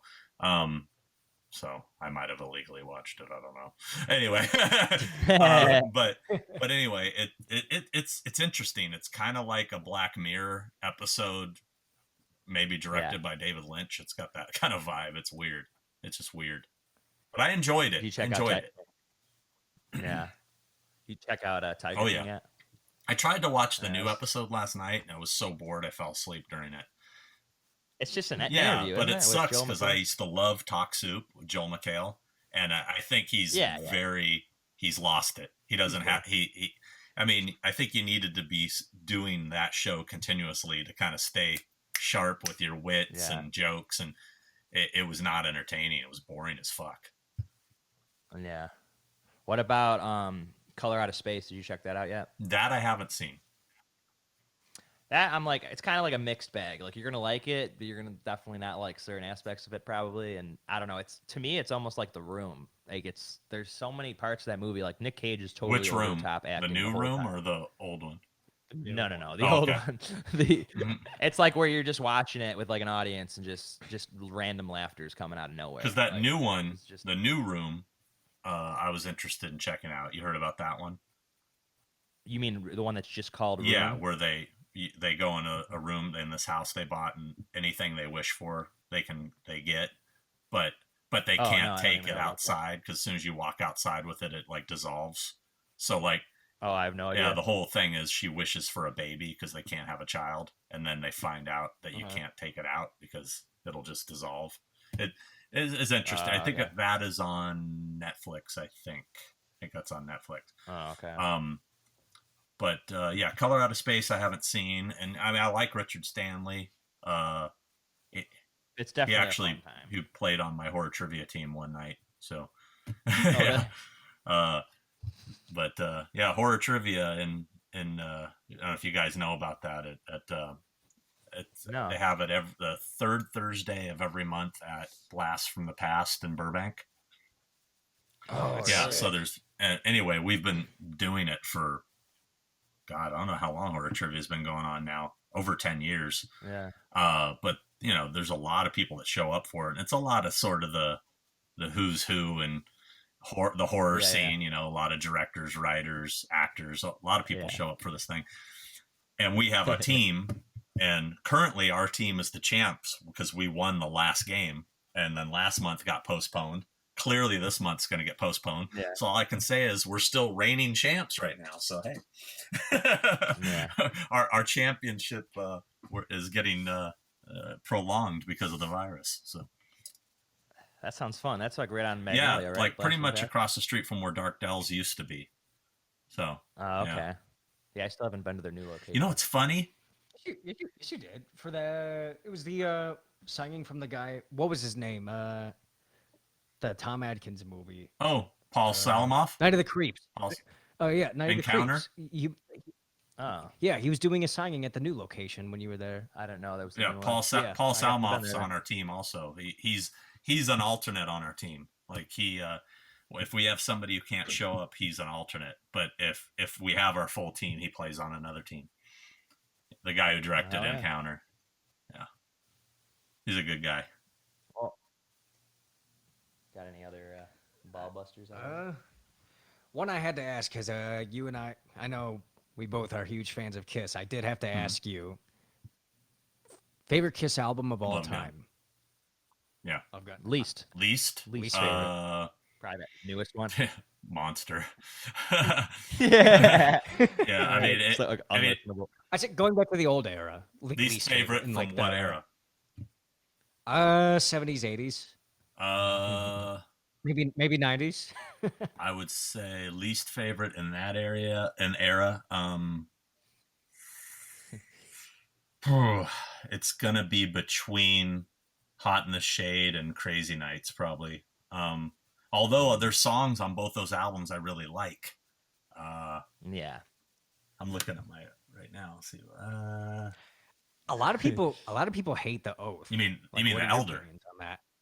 The Yeah. Elder. I was thinking of the Yeah, song The Oath. I The Elder love The album.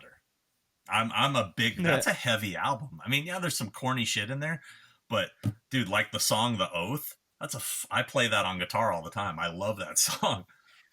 Well, even The I- Oath, and then and then A World Yeah. Without Heroes. That's just like Even that's just, Dark like, Light really and gets you. I am just Yeah. a boy. I don't know, there's something corny about that. I love that album. You know what album I used to hate that's finally growing on me is Unmasked. Because I always thought it was just way too poppy.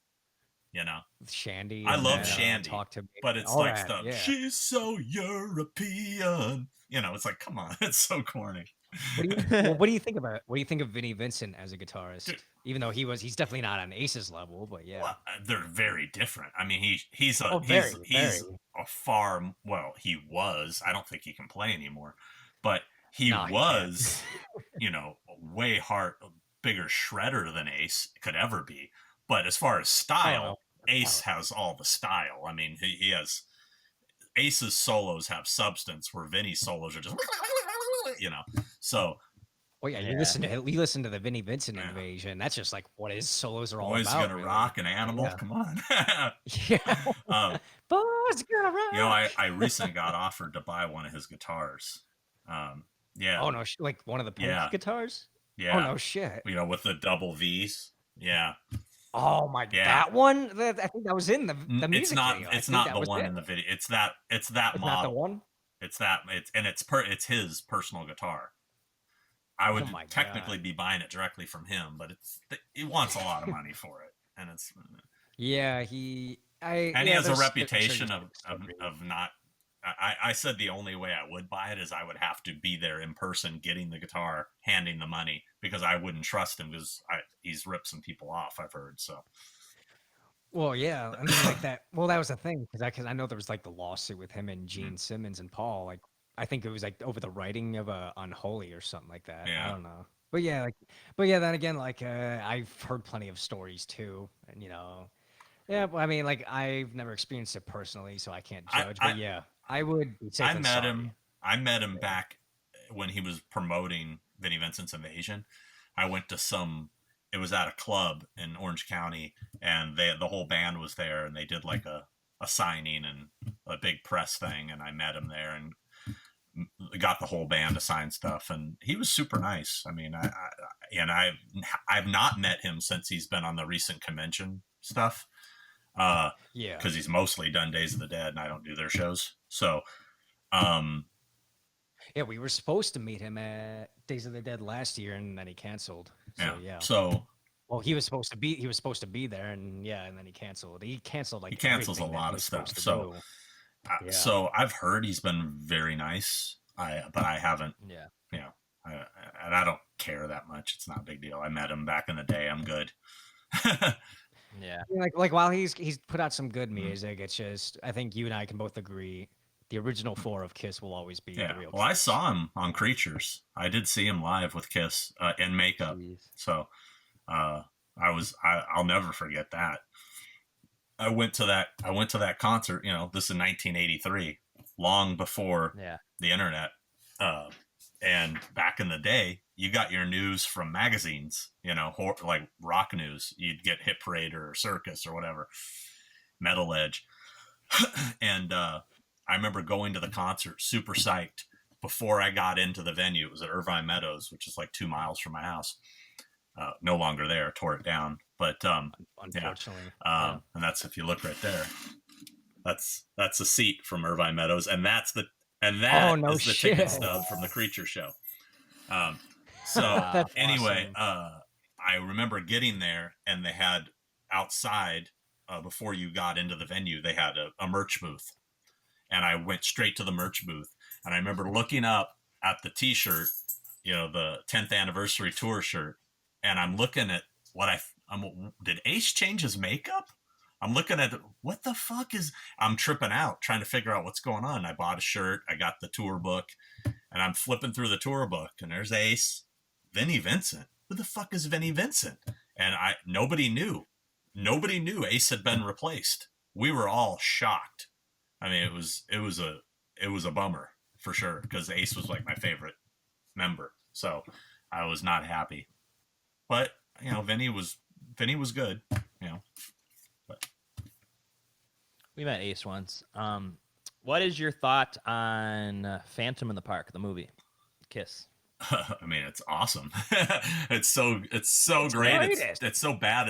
It's awesome. I have Peter's boots from Phantom of the Park. The fuzzy ones, the boot covers. Oh, yeah, really? I have those. Yeah.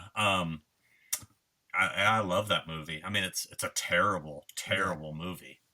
But it's when I was a kid, I remember. I think I was 8 years old when that came out, and I remember we were so psyched for it. And a friend of mine, we had just moved into a different neighborhood, and my best friend from my old neighborhood, who is the guy who got me into Kiss, we planned a sleepover, and he came and stayed at my house the night, and we watched it together, and we're super pumped. And and as kids watching it, we thought it was the greatest thing we'd ever seen. You watch it years later and you go, oh my God, this is so terrible. But it's still just fun to watch, because even though obviously even the special effects are dated, but it's just you look back and watch it, I'm like, this was the greatest and thing, for me, because I grew up going to Magic Mountain, when I saw it as a kid, I was like, oh, I know, I've been there. I know Magic Mountain. So I recognized everything. And it's cool, kind of like the movie Zapped or the movie Roller Coaster, that and even Beverly Hills Cop 3 that were all shot at Magic Mountain. It's a cool time capsule of before the park changed into what it is now. You can look back and see back when they used to have their own characters, that roamed the park, the big wizard dude. And I think that the big fuzzy guy was called Bloop or something. I have some stuff. I have some merchandise of him. I think it was called Bloop. I don't know. Something like that. This guy here threw up at the park last time we were there. Really? No, it was last year. I think we just went on too many rides in a span of. No. You had In-N-Out Burger right before we went. No, the previous night I had In-N-Out. And that was a bad move. We went on 2 rides, and you threw up right away. Because the last minute, he was just let's go to Magic Mountain right now. I'm like, right now? And you're like, yeah, okay. Right And you're thinking it was a good idea, even though it completely slipped my mind about what I ate the previous night. But yeah, even some of the rides there, they just spin and spin, and it's kind of. Yeah, I was. Damn, now I was right. It's Bloop. Sorry. Yeah, this is that dude. Bloop. Oh, okay. Yeah, I remember that. I've seen that. And this is before Six Flags took ownership of Magic Mountain. No, I think it was still Six Flags Magic Mountain. I think it was. Yeah, I don't know. Maybe not. I don't know. But yeah, those characters were designed by the Crofts, like Sid Marty Croft. They designed those characters for the park. But speaking of throwing up at Magic Mountain, I have not been to Magic Mountain, I don't think, since like 1999. It's been that long since Really? I'm Why? not a big roller coaster guy. I like roller coasters. I'll go on one or two, but that's all I can take because I get motion sickness. Motion sickness. So the last time I went, it was like it's just so many roller coasters that I just couldn't deal with it. So I've been wanting to go back just for nostalgia reasons, but Yeah. anyway, the last time I was there, I don't remember what the roller coaster was called. Well, actually, I take this back. It wasn't the last time. I've been back since. I went back in early 2000s because when I went back, this roller coaster was gone. But it was a roller coaster that used to be, I don't know how long ago you guys went for the first time. What was the first time you went there? What year, you think? 2009 for me. For me, 2019 So last year. yeah, neither of you would know this roller coaster because it was. I think it got torn down in the early 2000s. There used to be a roller coaster right near the front entrance, not the Colossus, but like once you got inside, it was a smaller roller coaster, and it was like it was like a giant car that seated 4 people across like 4 rows, and it would go. And I remember being on this, and we were like in maybe the second or third row, and you couldn't really see in front of you because the seats were right in front of you like this. So you could only kind of see up and over, and I remember we're going on it. And all of a sudden I saw something fly over my head. I was like, did you see that? I saw something go over my head, and then I started to smell this bad smell that smelled like it smelled like bad Mexican food. All right. So anyway, we pull into this. I'll never forget this. We're pulling back into the station, and I see everybody getting ready to get on the ride, and their faces like looking like horror, and basically the person in the front row threw up, and it went back and showered almost everybody. I think we were in the second row. And everybody in the third and the fourth row got covered. It went over us. Oh, dude. No. So we're getting out of the roller coaster, and everybody is covered in vomit except the people in our row. It was brutal, man. It was so brutal. And then we got real lucky. Real lucky. Talk about dodging the bullet. Yeah. It was that, and I remember there was a bathroom right at the exit. And I went in there to use the restroom, and so many people were basically showering in the sinks, trying to rinse their clothes. It was so bad. Oh no! Yeah. Well, that brings up a horrible story. I gotta say now. A couple of years ago, and it's actually in your neck of the woods. Okay. Actually, I went to Orange County Fair. I go every year. I don't know if they'll have one this year, but yeah. I don't know. Yeah, it was bad. So a couple of years ago, I think 2017, that summer, I was with a friend, my friend Meg. And of course, I go there and I eat like the worst food they have. That's the whole point of going. That's the whole point, obviously. But I do rides too, and I go on hot days, so I have a bad idea of fun. Basically, I got their chicken ice cream. Oh, dude, sandwich. we got that last time. Yeah. It had like the crispy Fruity creams Pebbles with and, the chicken and the vanilla ice cream, Fruity Pebbles. Yeah. Fruity Pebbles, raspberry filling, powdered sugar. Yeah. It had all of it. And basically, I ate that. It was all right. And it wasn't even that bad. It was okay. And I had that, and then it was like 95 degrees outside, and we decided let's go on the zipper. Oh yeah. See, I don't go on any of the rides. If I go on any ride, it'll just be like the shitty haunted house one. Yeah. Oh, I love that. No, but usually with me, I'm bad with spinny rides. I can do roller coasters all day long and be pretty much fine. But spinny rides or like motion sickness rides with like screens and stuff, that makes me sick. But yeah, we went on the zipper, and I was in line for already like 15 minutes when I was just telling my friend, I'm like, look, I don't think I can do this. I'm already feeling like crap. Like, it's so hot out. I just ate that monstrosity. And she's just kind of like, but we've been waiting for 15 minutes. Oh man.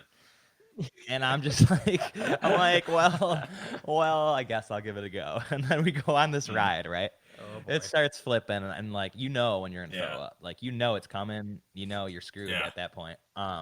I was doing everything I could in my mind to just think of something or just whatever it took to just shut that off.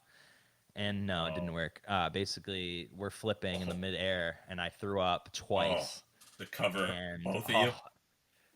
Luckily, no, and that's the weirdest thing. It's kind of crazy because we were flipping when this happened. And hey, can I cut you off for just a sec? I gotta pee so bad. Yeah.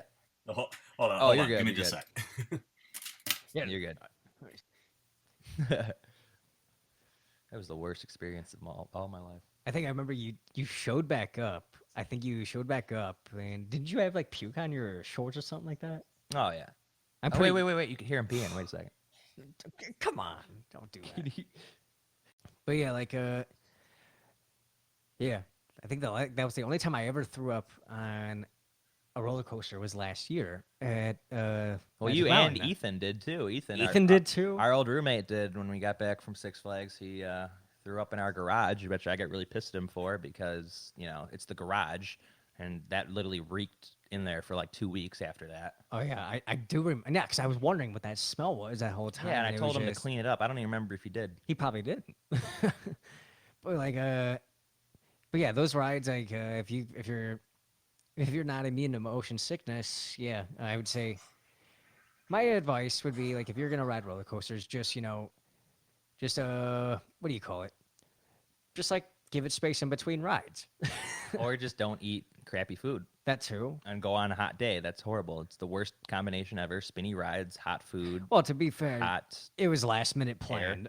To be fair, it was last minute planned. So I had no intention of going the next day. Well, that fair experience was so shitty for me because not only did that happen to me, but I also lost my Odd Future hat that I got at Tyler Creator's show like 2012 or something. So that was kind of a cool item. I had it signed and everything, and I lost it on the log flume. Damn. And that was a bummer. But yeah, a couple bad things went on that day. What about Darien Lake? Did we have any puking memories from that? I don't know. Oh God. But Sean is I just back. felt like you did, and you said you were trying to think of everything else to not make yourself throw. I was doing the same thing. I pissed my pants. Anyway, so continue. You were. So basically, yeah, I threw up twice in the middle of the air, basically, while we're just flipping and just going all over the place. And I'm just like, oh. And I think I had already told her, I'm like, this is not going to work. Like, I'm going to throw up, like, guarantee it.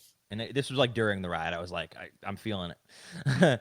And then basically the ride ended. Of course, it's just dripping from the car. Oh. Horrible. It's like straight out of a movie, like literally. It's like The Sandlot or whatever. That's brutal. And basically, there was a whole line of people, and like the line is like at least 15 feet away, but they knew right away because they could smell it. And like these two girls that were in the front of like the line were like covering their face. And I was just like, I'm so sorry, I just ruined everybody's day.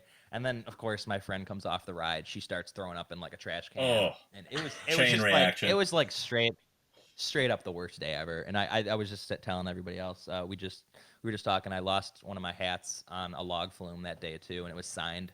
Signed by who? And that sucked. Just a rapper, Tyler the Creator. You lost the hat at Magic Mountain? No. This was both at Orange County Fair. I lost the hat on the log flume, and I think that was earlier in the day, which must have been because I left right after I threw up. I'm out. That's why every time I go on a ride, or if I go to like Six Flags, I always wear cargo shorts that can just have pockets that will secure everything. You know, I'm not going to take that risk. You know. But anyways, you have been an amazing guest. This was so fun to do. Absolutely. I just want to say thank you so much for being here, and I wanted to say check out Sean's new video on Cursed Films. Right? Oh yeah, I forgot. I didn't even know. Didn't even know that came out. Yeah, it's something I want to talk about that before we wrap it up. It was great. Yes, because definitely. I knew this was going to be an issue when we shot that episode. Mm-hmm. So the guys that did it, I can't remember their names off the top of my head right now. They contacted me and they said, "Hey, we're doing this thing for Shudder.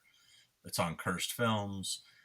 They asked me if I would do Poltergeist because they knew I had the clown. They liked that angle. They wanted to come over to my house and see it. And then they said, "Hey, would you be willing to take us out to the house from Poltergeist and do like a Horrors Hall Grounds thing?" And I said, "Well, what do you want me to do?" And they said, "Well, can you just pretend you're shooting an episode?" And so that's what I did.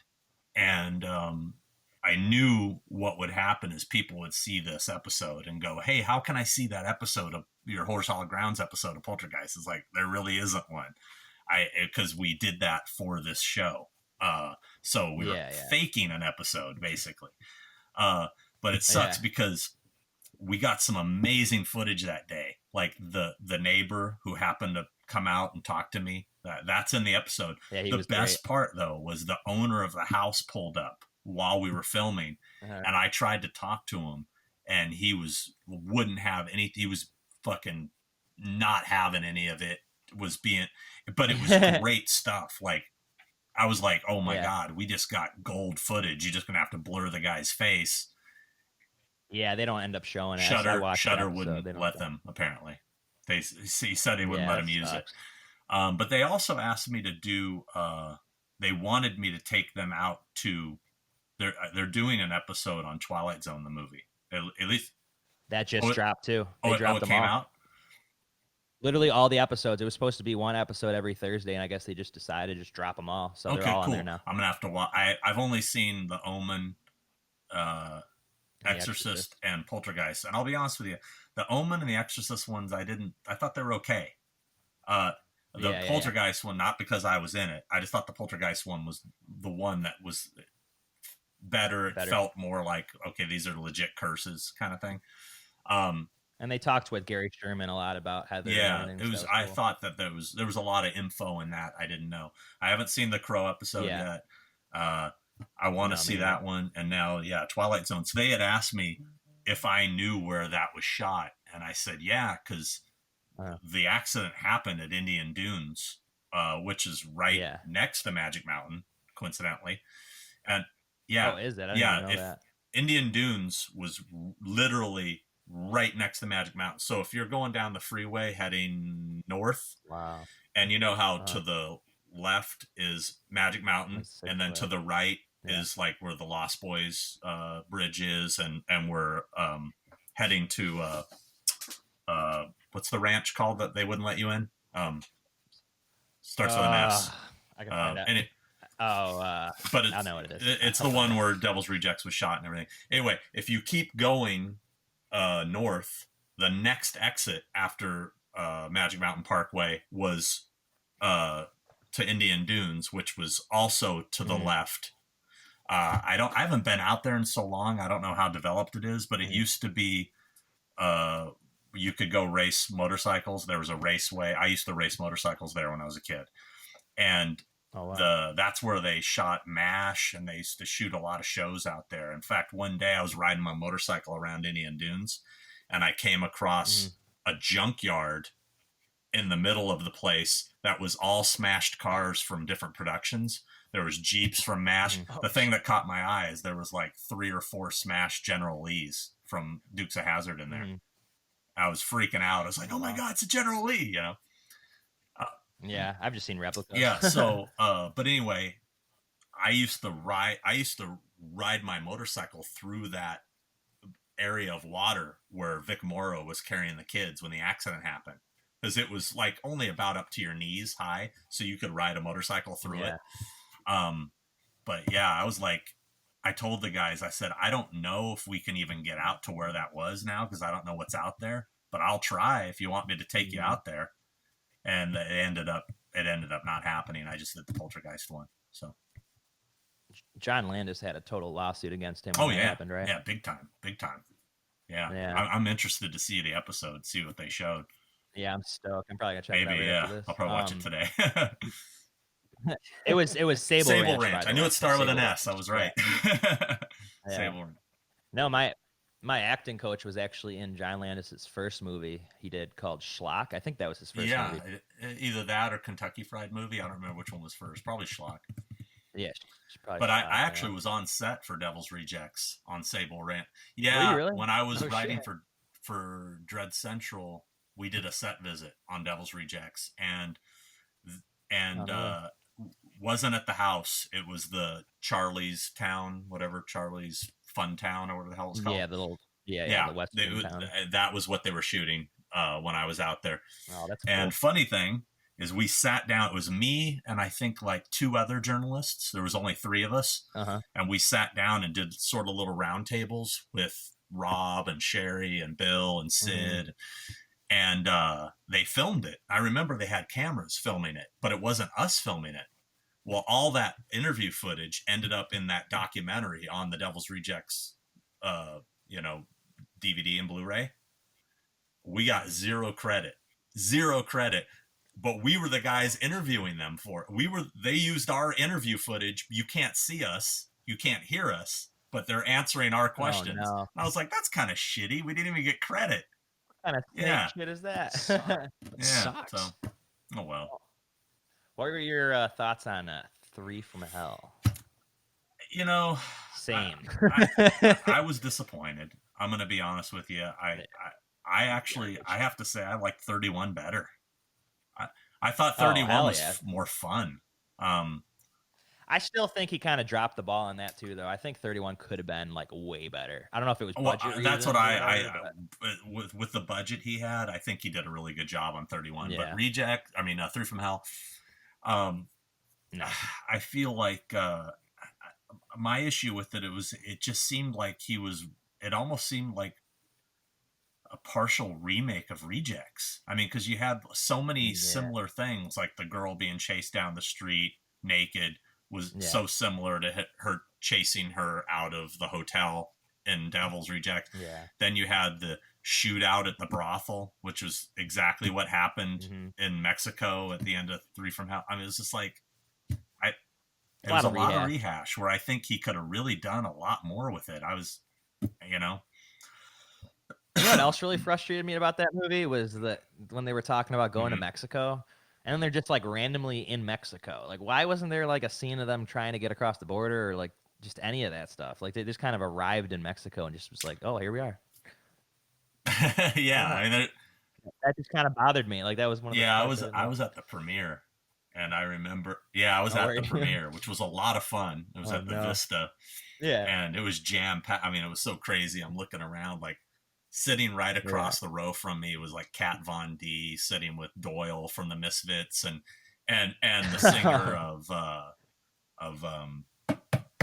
what's the name of that? What's the name of that band? Babe, what's the name of that band you like? The singer was sitting by us at... What? Behemoth. Sorry. Nurgle or something? Yeah. Nurgle. Yeah. Nurgle. From Behemoth. Yeah. And then sitting a little bit over by them was Nikki Sixx, Tommy Lee, and Duff from Guns N' Roses. And I'm just I mean, it was just like a jam-packed, like, I was like, wow, this is crazy. And then the movie ended, and I was just kind of like, and then like almost none of them really came to the after party, as I think it. No! I went to the after party, and was that fun? Not really. It was at a tiny little club, and it was most of the people didn't show up, like the celebs. Because they thought it I don't know. Go well? I don't know. Maybe it was like, I don't want to really talk about that. I don't know. Who knows? We actually, I was gonna say, I saw Rob there briefly, and I was hanging out a little bit with Piggy D. But then, of course, the other thing was all the appetites were starving because we haven't had dinner, and all the food is these vegan, finger foods, and I'm not vegan, and I'm just like, okay. Of course not. Anyway, it was a lot of fun though. I'm trying to remember the guy's name. There's a famous musician who I didn't really know much about until just recently, and I met him and was talking with him for a while, and then I said something to somebody, and they're like, dude, you met him? Oh my God. I think he did some of the music in the movie. Let me see what his name is. And I guess he's like a legend, but I didn't know who he was. And it was 3 from Hell? Yeah, I'm looking it up right now. Terry Reid. Yeah. Oh, okay. Oh, really? Didn't he have music? He had music in Rejects. He may have, yeah. And I didn't know That who he sounds was, lovely. but I think somebody introduced me to him. Oh shit, Ted White's calling me right now. How is he actually? Oh, take it. Should I take it? Well, I'll just Yeah, call him take it. back. Yeah, why I'll call not? him. Hold on. Hello, Ted. How are you? Hey. Listen, I'll get back to him, and then I'll tell him to go ahead and give you a call. Okay, sounds good. Okay, take care. All right, you too. Bye bye. Bye-bye. That has to be Ted one of the White. shortest Ted White calls ever. No, yeah, you were just talking about Three Yeah. from Hell, and we brought Dag Ferk. I think that's how you say his last name. Dig Fairch. Ferch, yeah. whatever, yeah. And basically, we brought him to a screening because we had already seen Three from Hell. Obviously, I already hated it, but the only reason I went again was because Rob Zombie, like on just the last second, basically was like, "Oh well, if you come to this AMC at Universal tomorrow, I'm gonna be there," and so is Sherry. And Dag was already, I think, gonna be in town because he did music with like one of our roommates and stuff. So that's how we know him. And I've shot like a couple of his music videos and stuff. But yeah, we went to the screening. Wait, what happened? Oh yeah. And we went to a screening of Three from Hell, and basically they hadn't seen each other since they did Halloween, and it was kind of like a reunion for them. It was kind of cool. That's nice. So they did show up to the screening. Yeah. Oh yeah, they showed up. Why? Or do they got a history of not doing that? Huh? Do they have like a No. history of not I showing just up or something? I know it's like so many fans have tried to get Sherry Yeah. just for autographs or whatever. I mean, Oh, she's hard. Yeah. Oh, I can imagine. They're real nice though. Like surprisingly, like I thought she would be blowing. She's blowing always people been off, sweet. but not at all. Yeah, she's cool. yeah, she's I think from what I understand, she's just very very shy. So Yeah, it's understandable. Some people don't have it, Yeah. you know. Like I mean, they're not into it as much. But yeah, when I saw Three from Hell the first time, actually, they screwed up all of our tickets. I got to the theater and everybody had like the wrong seat or something. So you'd be like sitting in a seat and somebody'd come in and be like, "Well, you're in my seat," and literally like they just screwed the whole movie up. I was like 20 or 30 minutes late to it because of that. wow. So, but it didn't really matter because I didn't miss much. Anyways, Did you like it more the second time? this was. I mean, like there's aspects of it that are fun. I just thought, you know, I don't thought know. Poncho Moeller kind of stole the show. I thought he was the best thing in the movie. Yeah. He's fun. He's fun in 31 too. Yeah, I'm a big fan of Lords of Salem. A lot of people hate on that one. I couldn't get. I like it. I couldn't get into it. I don't know. I just think it's like one of his most like unique. I think don't it's know. really I know it's good not up for into the everybody. end, where it seems like he didn't know how to end the movie. That's just my opinion. Yeah, it kind of reminded me of Hereditary in a way. Just the way it ended was so crazy. Like, just I don't know. It just felt like he had this good movie, and then he got to the end, and he's like, "I don't know what to do. Let's do like a fucking music video." Let's just And then confuse them. it's just kind of. It just felt that. I mean, I've only seen it once. That's my memory of it. Was walking out feeling that. Yeah. I don't know. I could be way off. Yeah, it's really. I Not should for probably give it everybody, another you know? shot. Maybe I'd feel differently on a second viewing. I don't know. Yeah, still think I'd put Three from Hell at the bottom though. Really, But yeah. yeah, Halloween 2 wasn't. it's bad, but at least Halloween 2's got some of those really good Yeah. kills though. It's just with. You got the kill with like Octavia Spencer. Like, come on, that almost. I mean, that was great. It's just like the things with Halloween 2 that just kind of lost me was the white horse thing and like it was too supernatural. if that And makes recasting sense. Dag was kind of weird too. I mean, honestly, they said he was too tall at the time, but they could have worked around that. Yeah, that feel like. didn't make any sense. I mean, it was only 2 years. I mean, he couldn't have. Yeah. I mean, I was Couldn't working have with been him at that much. conventions. He didn't grow that much in 2 years. No, But yeah, I don't know. Halloween 2 just yeah, the white horse thing. I just felt like it's like, is there any way you can do a movie and not put your wife in it? I mean, really. I mean, here finally, you know, it's like I mean, seriously, it was just like it felt so forced. It was like, oh, you know, she's not going to be in this Forced, yeah. one. She died. Oh no, guess what? She's in it. Yeah, she's got a horse. You know. Did you hear about that whole skate park incident where they were living in like Massachusetts and they had Yeah. a skate park that was like right next to where they moved and they were acting Yeah, like kind of dicks yeah. about it? I saw, and Yeah. I mean, yeah. that's Well, I mean, you're hearing skateboarding probably all the time. I could imagine you're probably gonna get irritated. Yeah. yeah, real world problems, you know. But anyways, thank you so much for being a part of this. This was only our second episode, and it turned out pretty good. It was awful. Yeah. I think it's Terrible, terrible, very terrible. But yeah, check out Sean's episode of Cursed Films. They did it with the Poltergeist episode. That was really good. It's on Shudder right now. You can check it out and all the other episodes that accompany it. You got anything last to say?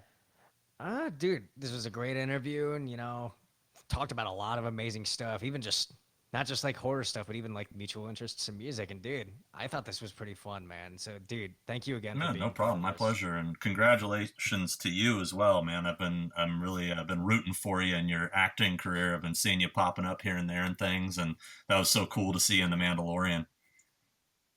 Dude, I don't want to talk about it too much because the episode's about you. But dude, it was such a blast. I know, dude. Like, I'm jealous, man. I would have loved to have been on a Star Wars set. Kidding me? Yeah, it was. I think I gained about a good 10 pounds in the 3 weeks I worked on that. From all the, they had so much great. That's the food. best part so about doing good. movies, man. Is the fucking is crafty. Yeah, crafty and catering. Especially like one's like a Star Wars set. You're gonna get the Yeah, best food out yeah. of that. One of my really good friends, Morgan, she does catering and it just kicks ass. She's so good. She makes pies and stuff. She's the one that I actually shouted out in the beginning. Her dad is the producer of like Malcolm in the Middle and stuff, so she catered all like the best That's sets awesome. growing up.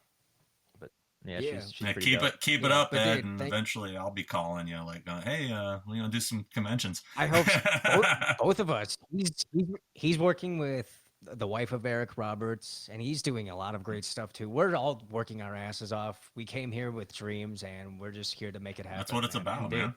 thank you, and dude, thank you for Of course. supporting us, My man. It pleasure. really Sure, means a thank lot. you. We always will support you too. We'll always come to your events. We love what you do. Thank you. Absolutely. Yeah, that's what you got to do. All help each other out. Just make sure you get Jamie for me. If you guys could whip up, a serum for this virus, and we can have a vaccine, then I'll get right on it. So. And one more thing, is your home like totally off limits, or would we ever be able to see the sweet props you have? Well, Is there like a ticket price going for that? I'll say this. I love it. I would be more than happy to let you guys come over, but I'm not. Yeah. My doors aren't open to the public. Let's say that. Yeah, of course. Yeah. Yeah, of course. But yeah, Obviously, that's something yeah. we Yeah. could talk about. Once. Hell yeah. Dude, once this all clears over, the whole world goes back to normal. We've got lots in store. So yeah. For sure. All right. Well, this was awesome. I hope you have a great rest of your day. I know this went on for almost 3 hours, which is like I'm a twice little as long hungry. as the I'm a Tom little and hungry. Walker one. I lost track of You time. know what? Yeah, when it you're having kinda fun went talking fast. about shit you enjoy talking about, it can go by like that. So. Yeah. Well, Definitely. sweet. All Thank right, you guys. for being here. We're going to end it on Guttermouth Chicken Box.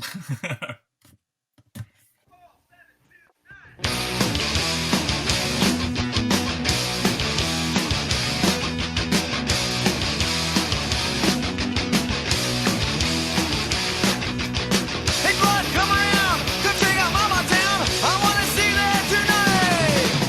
But in my neighborhood, you know she's good. I wanna see my.